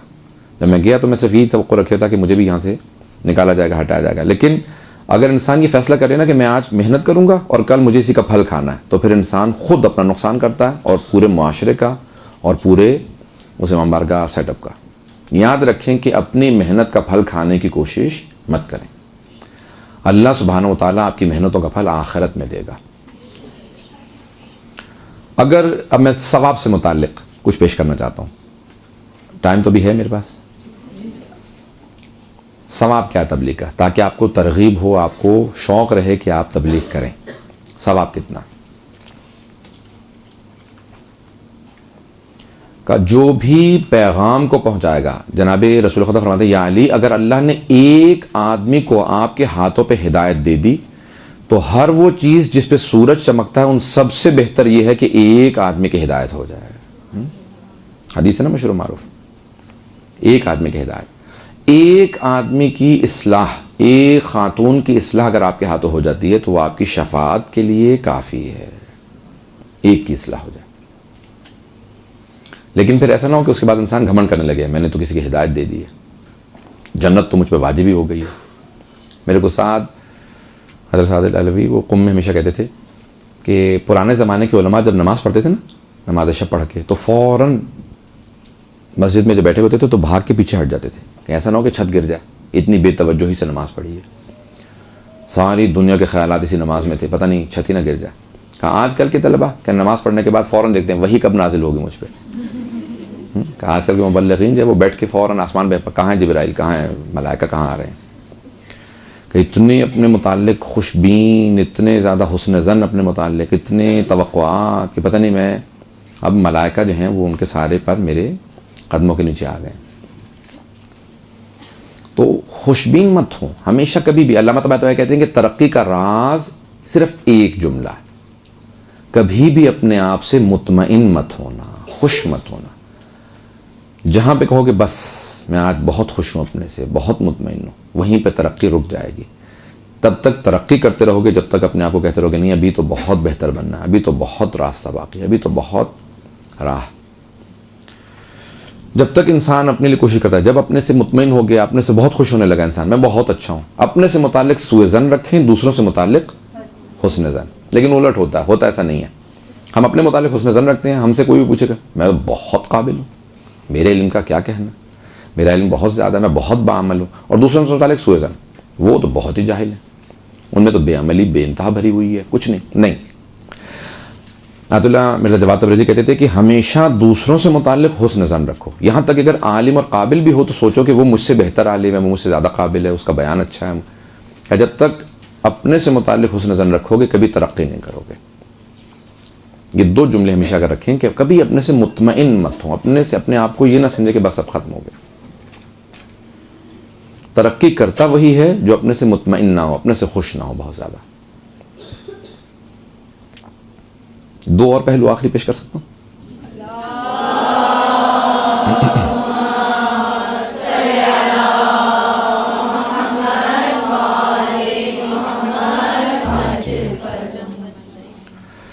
जब आपको कोई सख्त बात कहनी है ना माशरे में, आप देख रहे हैं ये बुराई है, ये इसको रोकना है, इसके खिलाफ बोलना है मुझे। जब आप एक करख सा चेहरा बना के गुस्से में भवें चढ़ाने के बाद उसको कहते हैं ना, उसका बहुत गलत तासुर हो जाता है। और जब उसी बात को मुस्कुराते हुए कहें उसका बिल्कुल बरअक्स तासुर होता है। अगर देखना हो ना तो जानवरों में, छोटे बच्चों के साथ आप उनको अगर डांट भी रहे हैं ना और मुस्कुराते हुए कोई बात कह रहे हैं तो उस पर बड़ा अच्छा तासुर होता है। और अगर आप उसको बिल्कुल करख सा चेहरा बना के उसको अच्छी बात भी कहें तो उस पर बड़ा गलत तासुर हो जाता है। सख्त बात को अगर कहना हो, आपने कहना हो ना कि आप लोगों में हिजाब नहीं है, जब आप एक मतलब आंखें चढ़ा के और बिल्कुल गुस्से में उसको कहते हैं तो बहुत गलत तासुर हो जाता है। अक्सर लोग कहते हैं ना कि इनमें विलायत नहीं है, अहले बैत की मोहब्बत नहीं, मकरूह सी शक्ल बना के इन्होंने कहा है, अली के जो है नाम आने पर चेहरे मकरूह हो जाते हैं, आपने नहीं। तो असर क्या होता है, उसका तासुर बड़ा गलत जाता है आपके जुमलों का। लेकिन जब आप उसी बात को मुस्कुरा कर अच्छे अंदाज से कहें, मुस्लिम खुमैनी की अगर आप बात देखेंगे ना, बड़े पॉजिटिव जुमले। अव्वल इनकलाब है, सब लोग बेहिजाब हैं, बेइंतहा गुनाह आम ईरान में। और क्या कहते हैं, मिल्लत गयूर है ईरान, ए ईरान के गयूर मोमिनो, मैं आपसे मुखातब हूँ, ए मिल्लत शरीफ है ईरान। ये नहीं कह रहे बेगैरत तो नहीं, कभी तौहीन आमेज़ लबो लहजा। मैंने बाज़ कराची के मुबल्लिगीन को मैंने सुना है इतने सख्त अल्फाज में तबलीग करते हैं, इतने कि अगर मुझे भी कह रहा हो तो मुझे उससे दूरी महसूस होने लगेगी। इतने सख्त अल्फाज कभी नहीं कहना चाहिए, बहुत प्यारे और पॉजिटिव अंदाज से। इमाम खुमैनी कह रहे हैं मिल्लत गयूर, जबकि कहना चाह रहे हैं कि आप लोगों में गैरत नहीं है, कहना ये चाह रहे हैं कि आप लोगों ने गलत काम किया, ये नहीं होना चाहिए, बेहिजाबी नहीं होनी चाहिए, बेरहरवी नहीं होनी चाहिए। लेकिन किस अल्फाज से, मिल्लत गयूर है। अब एक आदमी जो जिसमें गैरत नहीं है ना, वो बार बार पूछेगा मुझे इमाम खुमैनी ने गैरतमंद कहा है, गैरतमंद कैसे बनूं? गैरत कैसे पैदा करूं? मुझे गयूर बनने के लिए क्या करना पड़ेगा? वो बार बार अपने अंदर टटोलेगा कि मुझे गयूर बनना है। मेंबर से हमेशा पॉजिटिविटी इस तरह से दें, इतना मुस्बत मैसेज हो, इतना पॉजिटिव आपका अंदाज हो कि हर आदमी अपनाना चाहे, मुझे ऐसा बनना है, मुझे ऐसा सुनना है। लेकिन जब आप उसी को अच्छी बात को भी नेगेटिव अंदाज से, बहुत मनफी अंदाज से, सख्त लब लहजे में कहें, तो आपके बच्चों पे भी, आपके अपने बहन भाइयों पे, आपके बुजुर्गों पे, आपके दोस्त अहबाब पे, सब पे उसका बहुत गलत तासुर जाता है, या उसको सख्त लब लहजे से कहते हैं। लेकिन बात का हम भी कर जाते हैं, ऐसे नहीं कि मैं कभी भी बिल्कुल सख्त अल्फाज नहीं कहता या डांटता नहीं हूँ, सब कुछ हम भी करते हैं, लेकिन इसका तासुर गलत जाता है। बहुत कम ऐसा इख्तियार करना चाहिए। जनाब अमीर अलैहिस्सलाम इख्तियार करते थे, लेकिन कब? जब मुनाफिकीन से खिताब करते थे। एक आदमी को देखा ना, मौलाना नहज बलागा में अल्फाज हैं कि वो जनाजे में हंस रहा था। मौलाना का जनाजे को रोक दो, ये जनाजा आगे नहीं बढ़ सकता, रोक दो इसको यहीं, कि जनाजा का रोक दो, अभी रोक दो यहाँ पे। फौरन खुतबा दिया, कहा क्या सिर्फ इसी ने मरना था? तुम लोगों को मौत नहीं आएगी? तुम जनाजे में हंस क्यों रहे हो? किसी दूसरे के जनाजे का अगर एहतराम नहीं कर सकते तो तौहीन तो मत करो। उसका जनाजा उठ रहा है, हंसो मत, कम से कम जनाजे की ताज़ीम में खामोश रहो। तो अब सख्त लहजे में कह रहे हैं, लेकिन क्यों? क्योंकि कूफे के लोग वो सुनते नहीं थे। बाज़ लोग सख्त लब लहजे के भी आदि भी होते हैं और वो बेचारे सुनते ही नहीं हैं, बजाय जब तक कि सख्त लब लहजा ना हो। लेकिन लोगों को आदत मत डालें सख्त लब लहजे की, जब तक मजबूरी ना हो। कुछ अफराद का हमेशा लहजा सख्त ही रहता है, तो लोग इतने इम्यून हो जाते हैं, इतने ज़्यादा आदी हो जाते हैं कि वो कहते हैं कि जब तक कोई डांटेगा नहीं, हम नहीं सुनेंगे। तो एक सिर्फ आखिरी पहलू, अगर उसके बाद फिर मैं आप लोगों के सवाल का जवाब दूंगा। सिर्फ 10 सवाल लेंगे, उसके बाद फिर थोड़े से मसाइल। आखिरी पहलू तबलीग के अंदर क्या ज़रूरी है? आपका अपना, जो दूसरों को तबलीग कर रहे हैं ना, उस पर सब चीज़ों पे अमल करना। अगर मुझ में नहीं है ना कोई चीज़, तो फिर मुझे वो कहना नहीं चाहिए दूसरों में। उसका असर भी नहीं होगा, बल्कि उसका बरअक्स असर होगा। मैं अगर किसी से कह रहा हूँ कि भाई आप अपना लिबास सादा होना चाहिए, और मैं बहुत ही कीमती खुदा ना खासा कोई चीज़ पहन के गया हूँ, तो उसका असर बिल्कुल बरअक्स होगा। हम कहें कि सादा खाना खाएं और हम खुद 10 किस्म के खाने हमारे सामने रखे हुए हैं। ज़बान से मैंने देखा है असर उठ जाता है, खुसूसन मसाइब में असर ही नहीं होता अगर आप अनवा व अक़साम के खाने खाएं। हज़रत इस्लाम 2 से ज़्यादा चीज़ें नहीं लेते थे, तो हम कम से कम, अब हमारे एक डिश के अंदर पता नहीं क्या कुछ होता है, तो हम कम से कम 2 से ज़्यादा डिश इस्तेमाल ना करें।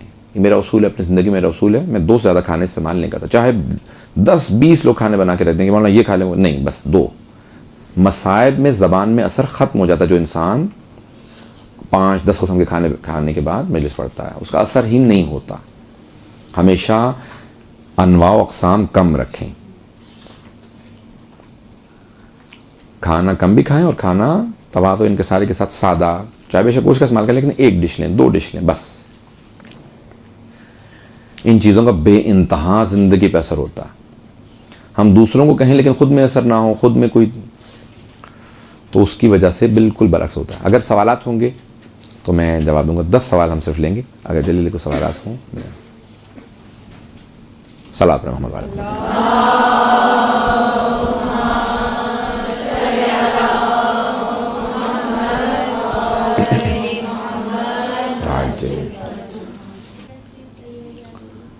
कादियानियों के हाथ का नहीं खा सकते, अहमदियों के हाथ का जो है खाने में इश्काल है, लेकिन उनके साथ अखलाक से पेश आएँ कि उनको हम कादियानी बेइंतहा ट्रेंड होते हैं। उनके जो जाहिल लोग भी हैं ना, जो पढ़े लिखे हैं वो तो हैं ही, उनके जाहिल लोग भी बेइंतहा अच्छे अंदाज से गुफ्तगू करते हैं और अपने पॉइंट्स को जो है वो 2-4 पॉइंट्स हैं। सर उनके ख़त्म नबूवत का इनकार नहीं हम लोग करते, लेकिन आखिर नबी ने भी मानते, तो दोनों बातें करते हैं। ईसाइयों की तरह से हम एक अल्लाह को मानते हैं, लेकिन हम हज़रत ईसा को अल्लाह का बेटा भी मानते हैं। तो तसलीस क्यों कहते हो? कहते तसलीस है भी और नहीं भी। और जब उनसे पूछें ज़्यादा कुरेदे तो कहते हैं नहीं, दीन के मामले में अक्ल को इस्तेमाल नहीं करना चाहिए, सिर्फ मोहब्बत से जनाब ईसा को समझना चाहिए।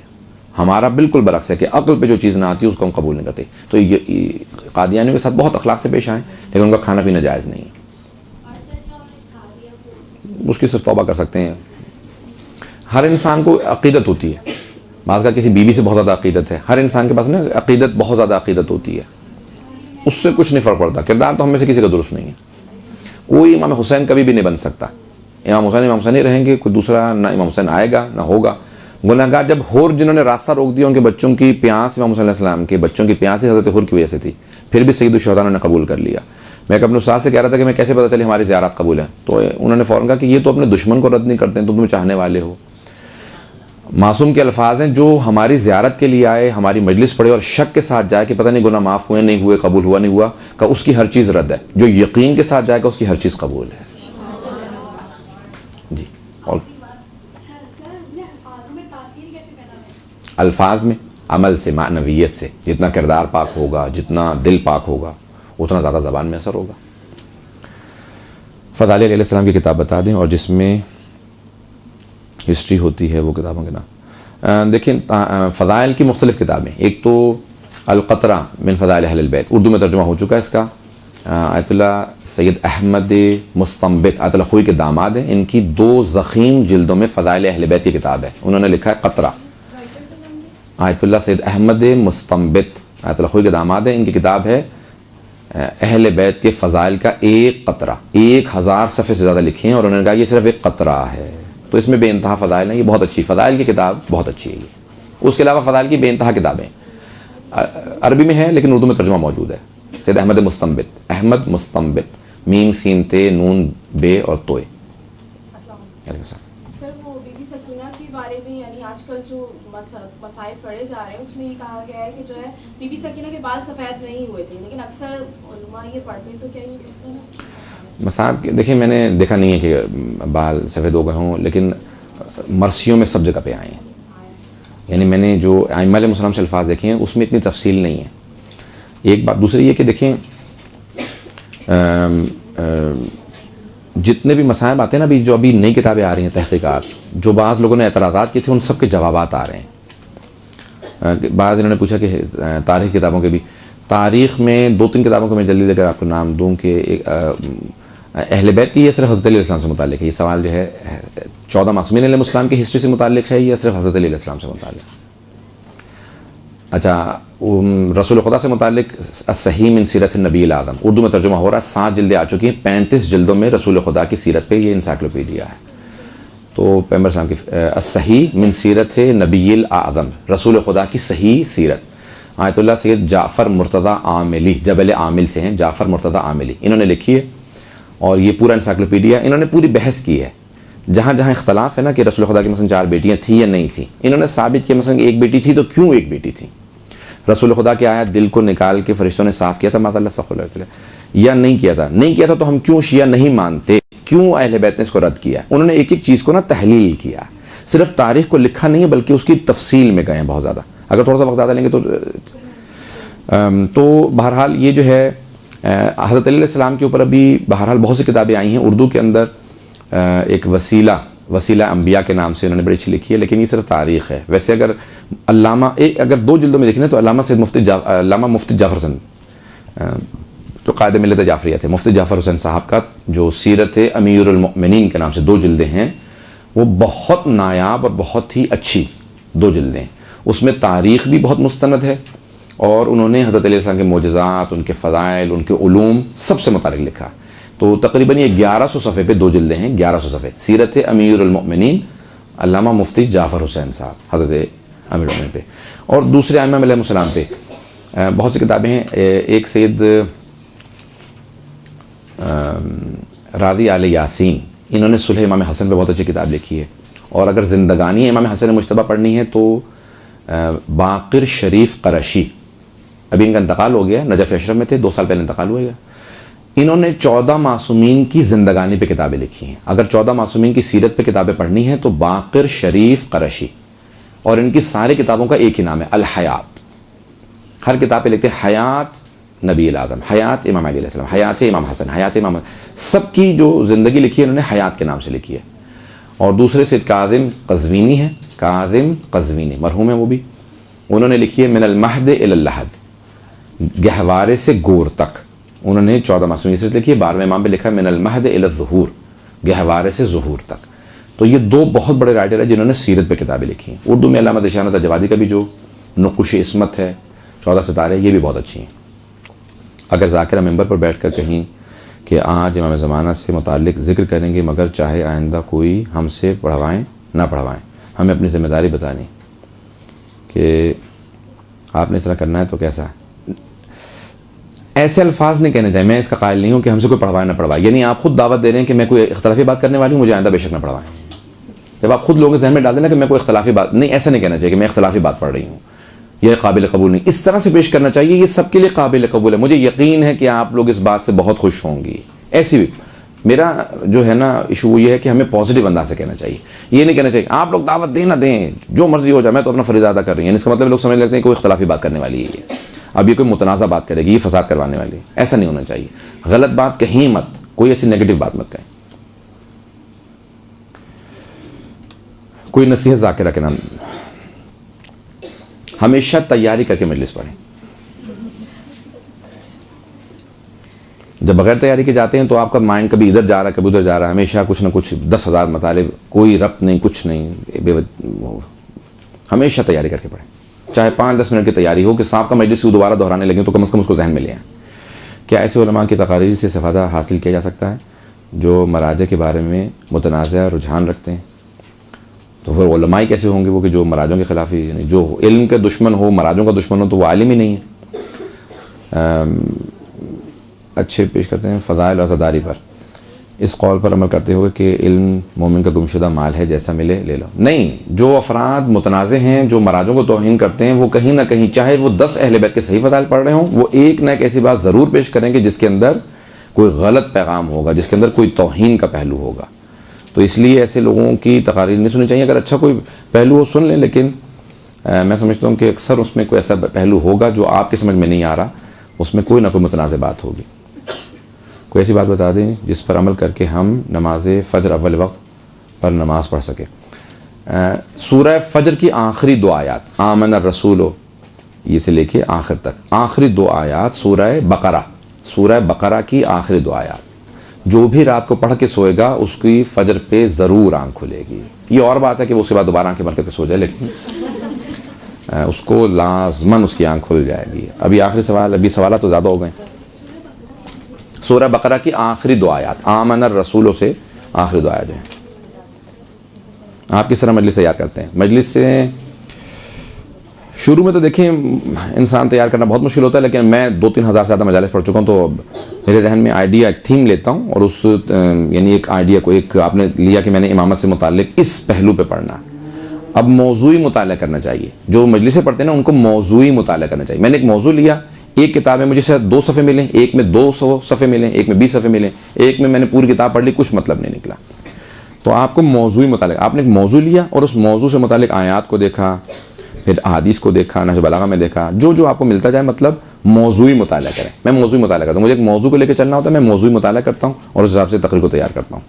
और बाद का एक आइडिया होता है, मैं पूरा आइडिया खुद डेवलप करता हूँ। मैंने तसव्वुर लिया कि मैंने मिसाल के तौर पर, मुझे किसी ने कहा कि मसाजिद का मुआशरे में किरदार क्या, मुझे कोई इस पर कोई तकरीर नहीं मिली। मैंने खुद बाकायदा अहादीस में, आयात में तलाश करना शुरू किया कि क्या कुछ मसाजिद से मुतालिक आ गया। उस पूरे के पूरे थीम को, उस पूरे नज़रिए को, उसको खुद डेवलप करना, ये आसान नहीं होता, लेकिन ये आहिस्ता आहिस्ता में आएगा। एक मरतबा आपको सिर्फ एक मौजू पे 5 मिनट आपको बोलने का मौका मिला, इस 5 मिनट ज़्यादा आपके पास उस पर मवाद नहीं है, 5 मिनट तैयार करें। एक मौजू पे आपको 10 मिनट मवाद मिल जाता है, उसके 10 मिनट तैयार करें, उसको लिखते चले जाएँ, नोट्स लेके उसको लिख लें, और बाद में जब आपको मौका मिले तो उस 5 मिनट में आपको 2 मिनट और इजाफा हो जाए, फिर 10 मिनट इजाफा हो जाए। आहिस्ता आहिस्ता आहिस्ता अपने सारे मौज़ूआत अलग अलग लिखें और उनको तैयार करें। क्या किसी गैर शिया से कुरान की तजवीज़ सीख सकते हैं? बिल्कुल सीख सकते हैं। तजवीज़ अगर उनकी दुरुस्त हो तो तजवीज़ से ताल्लुक़ शिया सुनने का नहीं है। मेहमान नवाजी से खुदा बहुत खुश होता है, तो क्या किसी की मेहमानदारी करते वक्त भी 2 ही खाने तैयार करें? ज़्यादा नहीं कर सकते। हाँ, मेहमानदारी जो है, मेहमान अलबत्ता बाज़ का तो सबक के लिए होता है, बाज़ का तो लोग इसराफ़ नहीं करना चाहिए। इसराफ़ जो है वो मेहमान नवाजी और मेहमानदारी दोनों के अंदर होते हैं, लेकिन इंसान इसराफ़ ना करे, खाना ज़ाया नहीं होना चाहिए। इतने बना दिए खाने के, वो पता है कि भी इनका इतना कैपेसिटी नहीं, इतना खा नहीं सकेंगे। बाज़ का तो ऐसा होता है कि हम लोग खाना बनाते हैं, फिर 1 हफ़्ता खुद खाते हैं, तो इतना ज़्यादा बच जाता है, हम लोग इतना ज़्यादा बना लेते हैं। नहीं, ऐसा नहीं होना चाहिए। लेकिन मेहमान नवाजी आला तरीन इस्लाम में, बीमार की तीमारदारी कि हर कदम पे गुनाह कबीरा माफ़ होते हैं, जो मरीज़ की इयादत के लिए जाता है। और हदीस कुदसी में है कि रोज़े क़यामत खुदा अपने मोमिन बंदे से कहेगा कि अब्दी लिमा अचैनी मचा मरीज़, तो जब मैं बीमार हुआ था तो तू मुझे अर्श आज़म पे ज़ियारत के लिए क्यों नहीं आया? तो वो कहेंगे सुभानक परवरदिगारा, मुनज़्ज़ह है तेरी ज़ात, पाक है तेरी ज़ात, तू बीमार नहीं होता। तो कहा कि मेरा फलां बंदा मोमिन बीमार हुआ था, अगर तू उसकी इयादत के लिए जाता तुझे अर्श आज़म पे मेरी ज़ियारत का सवाब मिलता। इयादत का और मेहमान नवाजी का। अमीरुल मोमिनीन खुद अपने मेहमानों के हाथ धुलवाते थे। एक खादिम ने, एक मौला के चाहने वाले ने कहा, मौला मैं तसव्वुर नहीं कर सकता कि मैं आपसे हाथ धुलवाऊँ, मैं तो एक आपका चाहने वाला हूँ। मौला ने कहा कि अगर तू मुझसे मोहब्बत करता है तो मैं हुक्म दे रहा हूँ कि अपने हाथ निकाल, मैं तेरे हाथ धुलवाऊँगा। तो इयादत मरीज़ और मेहमान नवाजी का बेइंतहा पूरा और सही दुरूद बता दीजिए। अल्लाहुम्मा सल्ली अला मुहम्मद व आले मोहम्मद, ये पूरा सही दुरूद है। उसके अलावा दुरूद इब्राहिमी वो भी बिल्कुल सही है, जो नमाज जनाजा में पढ़ा जाता है कि अल्लाहुम्मा सल्ली अला मुहम्मद व आले मोहम्मद व बारिक अला मुहम्मद व आले मोहम्मद वरहम मोहम्मद व आले मोहम्मद का अफ़ज़ल मा सल्लैता व बारकता व तरहमता अला इब्राहीम व आले इब्राहीम इन्नका हमीदुम मजीद। ये दोनों दुरुस्त हैं। पहला वाला दुरूद जो है वो आले मोहम्मद पे वाजिब है, नमाज में उससे कम दुरूद कबूल नहीं है। और हर जगह पे उसी, जब आइम्मा कहते हैं कि सलवात ज़्यादा पढ़ें, और 3 चीज़ों के कोई अवारिज़ नहीं है। अवारिज़ समझते हैं? Side effect. दवा खा लेते हैं ना, साइड इफ़ेक्ट हो जाता है इंसान, आंखों के लिए खाई, उसके बाद फिर मैदा ख़राब हो गया, कुछ भी बीमार, उसके साइड। 3 चीज़ों का कोई साइड इफ़ेक्ट नहीं है। बहुत से जिक्र हैं, उसको ज़्यादा करेंगे ना तो फिर आपको उसका नुकसान भी हो जाता है इंसान के। जैसे बाज़ ऐसे जिक्र हैं जिनको पढ़ने से रूहानियत बढ़ती है लेकिन गुर्बत आने लगती है। 3 चीज़ों का कोई साइड इफ़ेक्ट, कोई अवारिज़ नहीं है। कुरान 1,00,000 मरतबा पढ़ लें, दुनिया में भी फ़ायदा होगा, आखिरत में भी फ़ायदा होगा। 1 करोड़ मरतबा पढ़ लें, 1 करोड़ मरतबा पढ़ लें, कोई नुकसान नहीं। दूसरा इस्तिग़फ़ार, कसरत से जितना मर्जी पढ़ें, कोई नुकसान नहीं। और तीसरा सलावात, जितना भी पढ़ेंगे फ़ायदा ही होगा, दुनिया में भी और आखिरत में भी। और वो जब सलावात कहते हैं तो हम अल्लाहुम्मा सल्ली अला मुहम्मद व आले मोहम्मद, ये सलावात है जिसको अहले बैत अलैहिस्सलाम ने कहा। ये आखिर दूसरा मुस्तहब है, नहीं, वह अज्जिल फ़रजहुम अजमईन नहीं है। अल्लाहुम्मा सल्ली अला मुहम्मद व आले मोहम्मद व अज्जिल फ़रजहुम व अहलिक अअदाअहुम। फ़रजहुम कौन है? यानी इमाम ज़माना के ज़ुहूर में ताजील हो और उनके दुश्मनों को हलाक कर दे। ये है अलबत्ता शब जुमा में और जुमा में जब पढ़ें तो मुस्तहब ये है कि जो भी इसको कसरत से पढ़ेगा वो इमाम ज़माना का ज़ुहूर देख के दुनिया से जाएगा, और अगर मर गया तो उसको कब्र से उठा के रजत में वापस लाया जाएगा कि इमाम की खिदमत के लिए वापस आ जाए।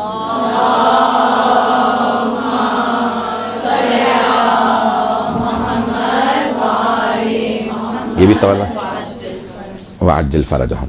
अब ये जल्दी जल्दी में 10 सवाल तो हो गए मेरे ख्याल में और वक्त भी तमाम हो गया। ज़ियारत आशूरा और दीगर ज़ियारत के मुताबिक कोई किताब बता दीजिए, या अपनी मजालिस की किताब बता दीजिए। पिछले गुज़श्ता बरस अगर वहाँ का अशरा मिल जाए जाफ़र तैयार में तो वो ज़ियारत आशूरा पे पूरा अशरा था। ज़ियारत आशूरा पे बेइंतहा शुरूह मौजूद हैं। आग़ा अबुल फ़ज़ल तहरानी की एक शरह मौजूद है, और बहुत सी शुरू हैं। ये बेइंतहा मुफीद शुरू हैं अगर शरह ज़ियारत आशूरा पढ़नी है। अगर कोई आपको अचानक मजलिस पढ़ने का कह दे तो अल्लाह के नज़दीक पहुँच गए या मालूम हो। अच्छा, अगर कोई अचानक मजलिस के लिए कह दे तो फिर हज़ारों मजलिसें, मैंने कहा ना 2-3 हज़ार मजलिसें पढ़ी थी तो पुरानी कोई मजलिस फ़ौरन सुना सकते हैं, और वो मजालिस जहन में होती हैं इंसान के, तो इंसान पुरानी मजलिस को सुना सकता है। और अगर कोई नया मतलब भी हो तो उसमें आखिर में अगर मसाइब है तो 5-10 मिनट के मसाइब। मेरे ख्याल में वक्त तमाम हो गया। बाज़ मरतबा ऐसा महसूस होता है कि बहुत अच्छा हो रहे हैं, या क्या, तो क्या करें? आइम्मा अलैहिस्सलाम हमेशा मददगार हैं, ये यकीन है, मगर तन्हाई और अकेले में महसूस होता है और बहुत बेचैनी महसूस होती है। हाँ बिल्कुल सही है, तन्हाई भी महसूस होती है, इंसान को बेचैनी महसूस होता है, मदद भी वो करते हैं।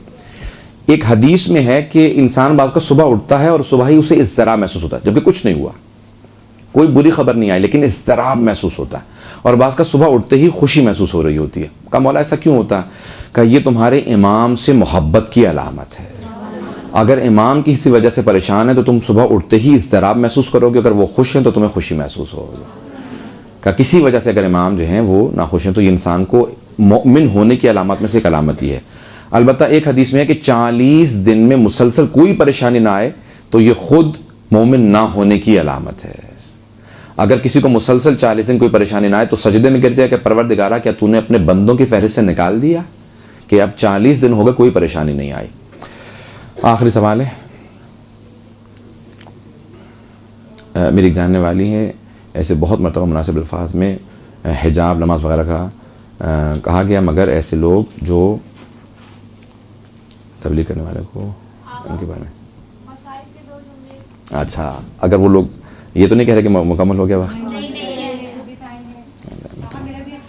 जी आखिरी सवाल।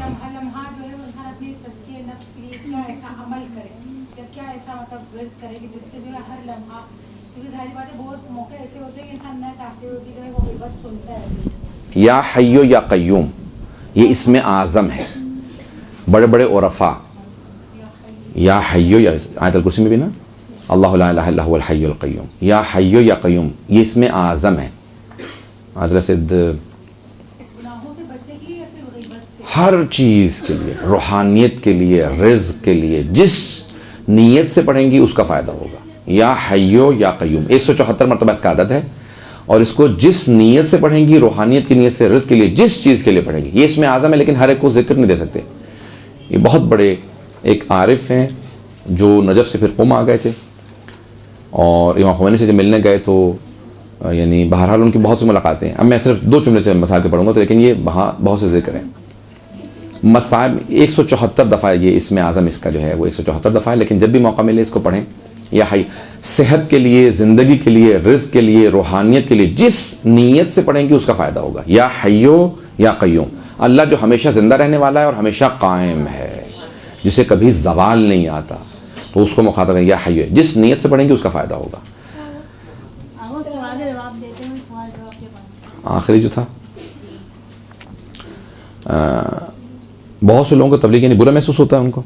अच्छा देखिए, जिनको बुरा महसूस होता है ना, उनको हमेशा कहें कि वो अपने रिज़्क़ पे तवज्जो दें। हदीस में है कि जिनका रिज़्क़ दुरुस्त ना हो, हलाल की कमाई ना हो, या खुदा न खासा वो शुबे वाली चीज़ खा रहे हैं, कोई नजासत खा रहे हैं, गोश्त धोते में पूरा पाक नहीं करते, वो खून खा लेते हैं, कुछ खा लेते हैं, तो उस पर तबलीग का असर नहीं होता। इमाम सल्लल्लाहु अलैहि वसल्लम के अल्फाज हैं कि तुम लोग ये देख रहे हो, ये अमामा मेरे सर पे रसूल खुदा का है, ये ऊँटनी रसूल खुदा की है, ये अबा रसूल खुदा की, ये तलवार रसूल खुदा की। सब रोने लगे। फिर इमाम सल्लल्लाहु अलैहि वसल्लम ने कहा लेकिन फिर भी तुम मुझे अभी शहीद कर दोगे, लेकिन बुतूनकुम ममलूअ मिनल हराम, तुम्हारे पेट हराम से भरे हुए हैं, तुम पे मेरी बात का असर नहीं होगा। तो जिस पे तबलीग का बिल्कुल असर ना ना, बार बार कहने से भी, तो उनसे कहें कि अपने रिज़्क़ पे तवज्जो दें, वो अपने खाने पे बहुत ज़्यादा गौर करें। जी सॉरी बेटा। फेसबुक पे जो आईडी है वो आपकी ऑफिशियल है, खाली रेसिपी का नाम से? मेरी कई आईडीज़ हैं, मुख्तलिफ लोग चला रहे हैं। एक आध पेज पे मैं खुद जाता हूँ, एडमिन वगैरह चलाते हैं, मैं जिस पे खुद आंसर करता हूँ, जवाब देता हूँ। मुझे अभी ये वैसे याद नहीं कि कौन से वाले पेज को मैं खुद रन करता हूँ, मेरे फ़ोन में है। लेकिन असल में लोगों ने क्या किया कि इतने लोग ऐड कर दिए कि मैं फिर वो सब जवाब दे नहीं पाता हूँ। एक एक पेज पे 2-2, 3-3 हज़ार, 5-5 हज़ार, 14 हज़ार अफराद हैं, मैं सब आंसर नहीं कर पाता खुद, मैं बेटा वो रन नहीं कर पाता हूँ। एडमिन रन करते हैं, लेकिन अगर कोई सवाल होता है मैं जवाब खुद देता हूँ, जो लोग सवाल करते हैं। इमाम रज़ा अलैहिस्सलाम के सलात पर मोहम्मद वाले मोहम्मद।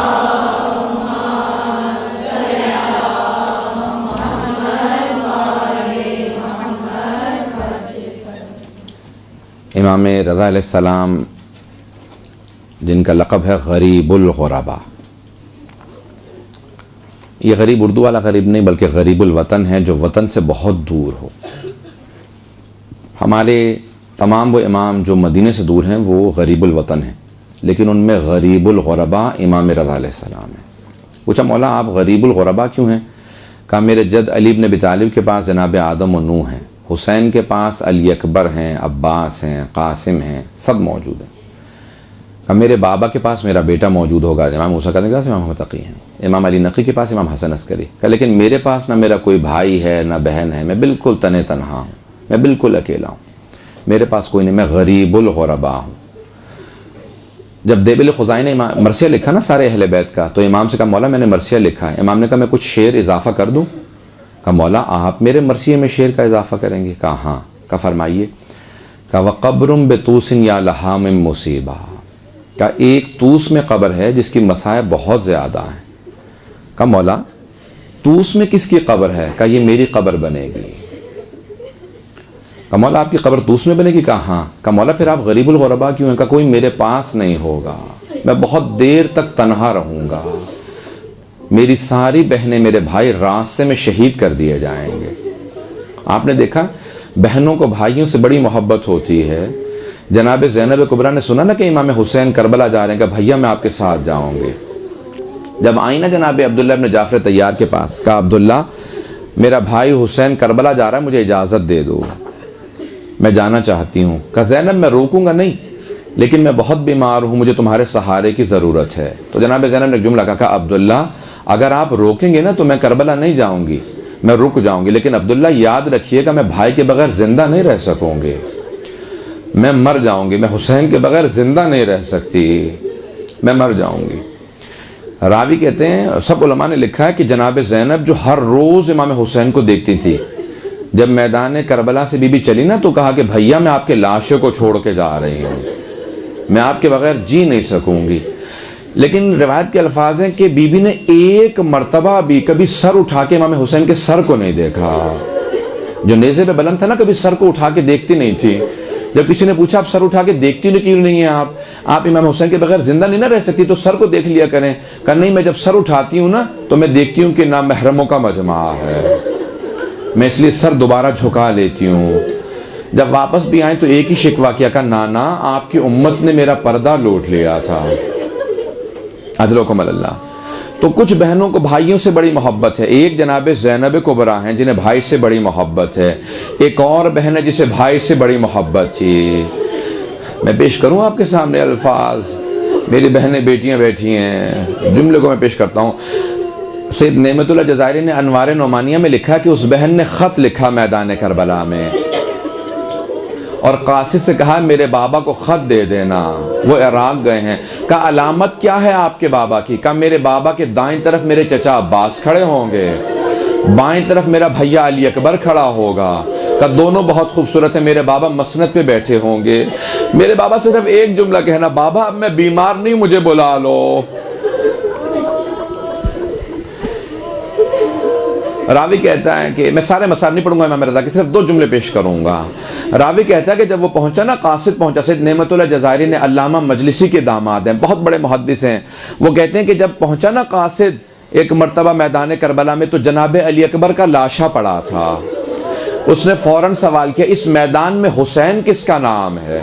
का वो जो सामने एक लाश के किनारे बैठा रो रहा है ना, उसका नाम हुसैन है।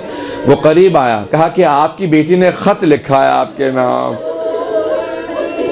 सैयद नेमतुल्लाह जज़ायरी कहते हैं कि इमाम हुसैन ने ख़त को लिया, कुछ देर तक रोते रहे। एक मर्तबा उसी ख़त को इमाम हज़रत अली अकबर के सीने पे रखा।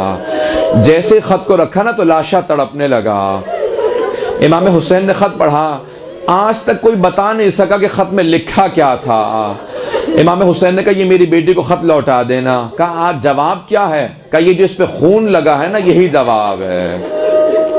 इस बहन को भी भाई से बड़ी मोहब्बत थी। पेश करूं तीसरी कौन सी बहन है जिसे भाई से बड़ी मोहब्बत है? उस बीबी का नाम है फातिमा मासूमा या मासूमा कौम।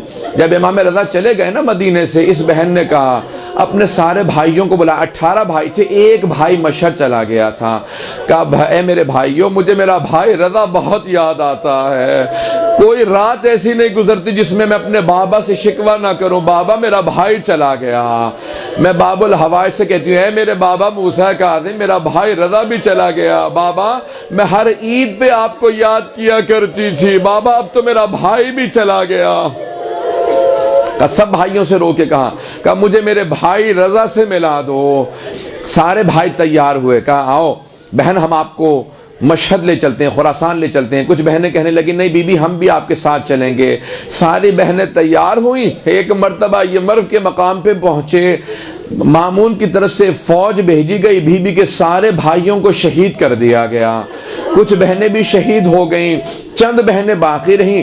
एक कनीज़ खादिमा साथ में थी। जब ये चंद बीबियां बच गई ना, तो एक कौम मुक़द्दस से आदमी आया था। क्या ये बीबियां कौन हैं? का ये इमाम मूसा काज़िम की बेटियां हैं। का ये क्यों आई हैं? का इनका भाई खुरासान में है। अब वो समझ गया कि मौला की तो शहादत हो चुकी है। कहा कि यहाँ करीब में कुम है, बीबी से कहो मैं बीबी को कुम ले जाता हूँ।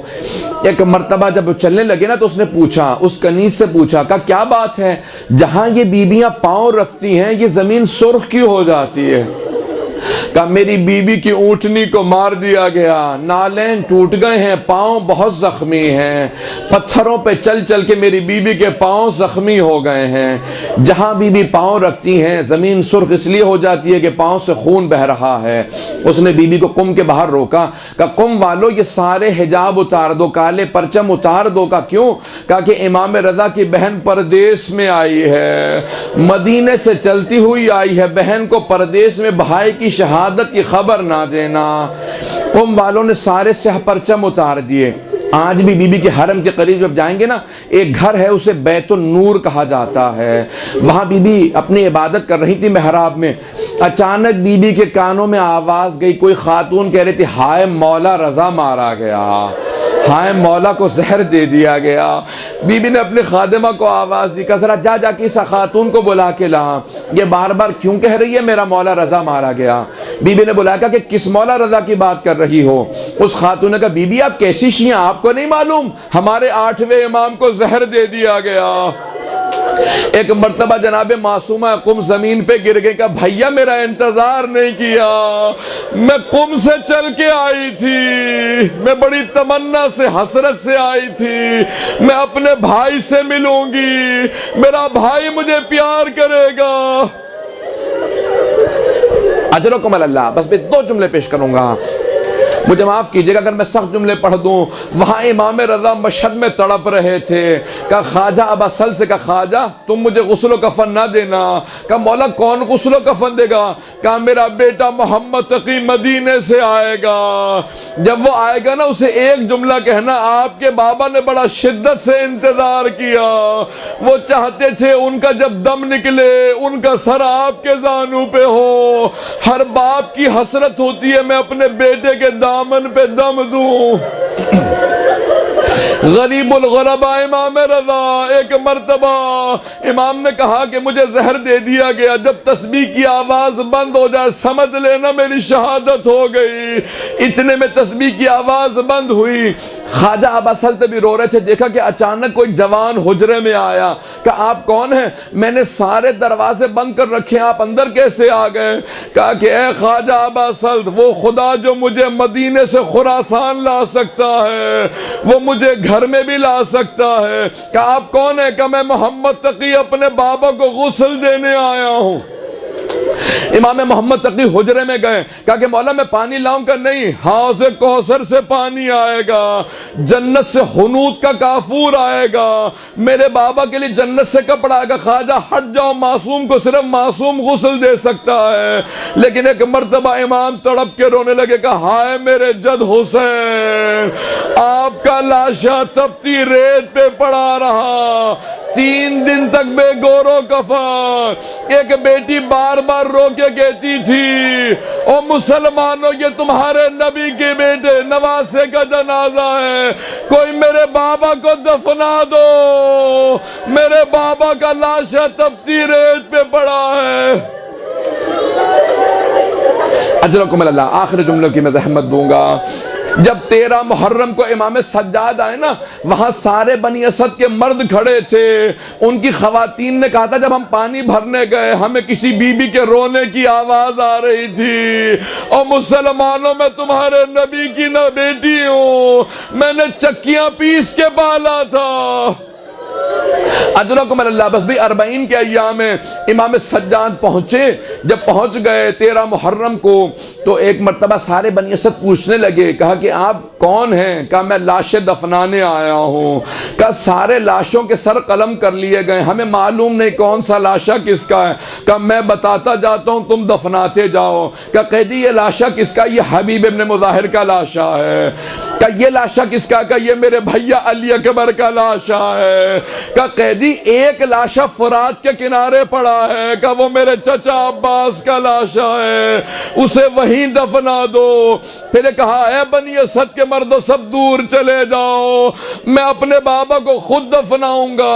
कहा कैसे दफनाएंगे। कहा मुझे एक चटाई ला दो। एक मर्तबा चटाई को इमाम ने जमीन पे बिछाया, एक मर्तबा लाशे को उसी चटाई पे रखा। कहा सब हट जाओ। कहा आप क्या कर रहे हैं। कहा जब मेरे बाबा के सीने पे घोड़ों को दौड़ाया गया लाशे के आज़ा जुदा हो गए, मैं अपने बाबा के आज़ा को जमा करूंगा, इस चटाई पे रखूंगा। जब सारे आज़ा जमा कर लिए इमाम ने आवाज दी, ऐ मेरे जद रसूल खुदा, ऐ मेरे दादा अली मुर्तजा, ऐ मेरे चचा हसन मुश्तबा मेरी मदद करे, मैं लाशा दफनाऊं। अला लानतुल्लाहि अलल कौमिज़ ज़ालिमीन। वसयअलमुल्लज़ीना ज़लमू अय्य मुन्क़लिबिन यन्क़लिबून। मैं माज़रत चाहूँगा, मैंने सब जुमले कहे हैं, लेकिन मैं एक वास्ता दे के दुआ करूँगा, सब हाथों को बुलंद करके सिर्फ एक दुआ का जुमला। परवरदिगारा, वास्ता उस लहज़े का। एक बहुत बड़े मर्जा तकलीद ने कहा, जो इमाम हुसैन की ज़ियारत के लिए जाए ना, उसे कह देना कि देखो सोने चांदी की जरी देख के, रोशनी देख के कभी धोखा ना खाना। वो जो कब्र में लाशा पड़ा है ना, वो बड़ा जख्मों से चूर चूर है, वो लाशा बड़ा जख्मों से चूर चूर लाशा है। इमाम सज्जाद ने सारे आज़ा को जमा किया, चटाई पे रखा, फिर उसके बाद कहा, ए मर्दो दूर हट जाओ, मैं खुद दफनाऊंगा।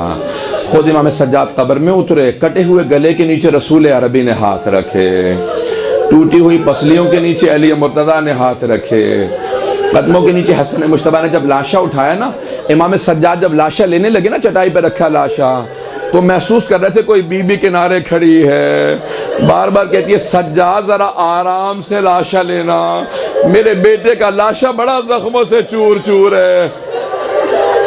इमाम सज्जाद ने लाशे को रखा, कब्र को बंद किया। जब जाने लगे ना, तो कब्र पे एक जुमला अपनी उंगली से लिखा, हाज़ा कब्रो अबी अब्दुल्लाह हुसैन अल्लज़ी क़ुतिला ग़रीबन व अतशाना। ये अबा अब्दुल्लाह हुसैन की कब्र है जिसे गुर्बत के आलम में प्यासा ज़िबा कर दिया गया। परवरदिगारा, वास्ता उस लाशे का, हमें इमाम ज़माना का ज़हूर देखना नसीब फरमा। परवरदिगारा, 40 के अय्याम हैं। परवरदिगारा, इन्हीं अय्याम में बीबियाँ वापस आई थी ना, शाम से चली थी। बस भाई आप लोग तो रोने के बाद अभी चुप हो गए ना। जब बीबी शाम में पहुंची ना, तो जनाब ज़ैनब बुलंद आवाज़ से रो रही थी, बार बार आवाज़ है कि एक जुमला कहती थी, भैया जब मैं आपसे मिलने आती थी आप खड़े होकर मेरा इस्तकबाल करते थे, भैया मैं बहुत थक के आई हूँ, मेरे पाँव बड़े जख्मी है, भैया सब कुछ लुट गया, अब कुछ बाकी नहीं रहा, मुझे सीने से लगा लो। बीबी इतना तड़प रही थी, इमाम सज्जाद से एक जुमला कहा, बेटा सज्जाद मुझे मेरे भाई की कब्र का निशान बता दो। इमाम ने अपनी फुप्पी का बाजू थामा, का फुप्पी अम्मा ये मेरे बाबा की कब्र है। जब सारी बीबियां कब्र पे गिर गई ना, इमाम सज्जाद समझ गए कि अगर मैंने ना रोका ना, तो इनमें से कोई बीबी रोते रोते मर जाएगी। तो इमाम सज्जाद ने अपनी फुप्पी का बाजू थामा, का फुप्पी अम्मा बस कीजिए। जब बाजू पकड़ के खड़ा कर दिया ना बीबी को, जबरदस्ती फौरन उठाया, फुप्पी अम्मा बस कीजिए, कब तक रोएंगी। तो बीबी ने खड़े होने के बाद एक सवाल किया, बेटा सज्जाद ये मेरे भाई की कब्र के साथ वाली कब्र किसकी है? का फुप्पी अम्मा ये मेरे भैया अली अकबर की कब्र है। बीबी दोबारा गिर गए, फिर रोने लगी। फिर एक एक कब्र पूछती जाती थी, इमाम सज्जाद बताते जाते थे। मैं सिर्फ एक वास्ता बाबुल हवाज का दे रहा हूँ, तमाम हाजात यहाँ पे कबूल की जाएंगी, मेरा वादा है आपसे। जनाब अब्बास का सिर्फ एक वास्ता दे रहा हूँ। इमाम सज्जाद ने सारी कब्रें बता दी। जनाब ज़ैनब ने एक सवाल किया, बेटा सज्जाद आपने हर शहीद की कब्र बताई है, लेकिन मेरे भैया अब्बास की कब्र का निशान नहीं बताया। मेरे भैया अब्बास की कब्र कहाँ? का फुप्पी अम्मा मेरे साथ चलें, मेरे चचा की कब्र फुरात के किनारे है। जब बीबियां चलने लगी ना, तो जनाब ज़ैनब ने सारी बीबियों का रास्ता रोक लिया, दोनों हाथ सामने फैला के खड़ी हो गई। बीबियों मेरे भैया अब्बास को सब कुछ बता देना, बता देना हमें शराबी के दरबार में ले गए थे, बता देना हमें ताजियाने मारे गए थे, बता देना हमारी चादरें लूटी गई थी, लेकिन बीबियों मत बताना, मत बताना सकीना शाम में रह गई। मेरे भाई की गैरत बर्दाश्त नहीं करेगी। परवरदिगारा, वास्ता उस लहजे का जब बीबियां जनाब अब्बास के लाशे पे रो रही थी, जनाब अब्बास की कब्र पे रो गिरिया कर रही थी। परवरदिगारा, बाबुल हवाइज का वास्ता हमारी गुनहगार आंखों को इमाम ज़माना की ज़ियारत नसीब फरमा। परवरदिगारा, हम सब की आक़िबत बखैर फरमा, खुलूस नीयत से दीन की खिदमत की तौफ़ीक़ इनायत फरमा। हम सब को इखलास के साथ खिदमत जनाब सैयद शुहदा की तौफ़ीक़ इनायत फरमा। हम जो मजालिस पढ़ें, जो ज़िक्र करें, अपनी बारगाह में कबूल व मंजूर फरमा। हम सब की आक़िबत बखैर फरमा। परवरदिगारा, हम सब को अहले बैत अलैहिस्सलाम की खुशनुदी नसीब फरमा। इमाम ज़माना का ज़हूर देखना नसीब फरमा। हमारे मकामात मुक़द्दसा की हिफाजत फरमा। नजफ़ व करबला की, काज़मैन की, सामर्रा की, बलद की, शाम के तमाम रोज़ों की हिफाजत फरमा। जन्नतुल बक़ी तामीर होता देखना नसीब फरमा। जो हाथ बुलंद है किसी को रद्द ना फरमा। परवरदिगार, सब की दुआएं अपनी बारगाह में कबूल मंजूर फरमा। परवरदिगार हम सबको ज़िंदगी में इमाम हुसैन की ज़ियारत नसीब फरमा, आखिरत में इमाम हुसैन की शफाअत नसीब फरमा। परवरदिगार हम सबको तमाम आए अहले बैत अलैहिस्सलाम की ज़ियारत नसीब फरमा। रब्बना तक़ब्बल मिन्ना इन्नका अंतस समीउल अलीम बिहक़्क़ि मुहम्मदिन व आलिहि तय्यबीन अत्ताहिरीन अल मासूमीन।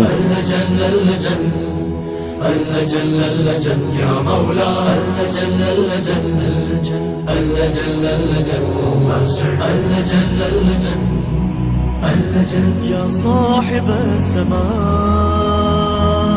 اللجن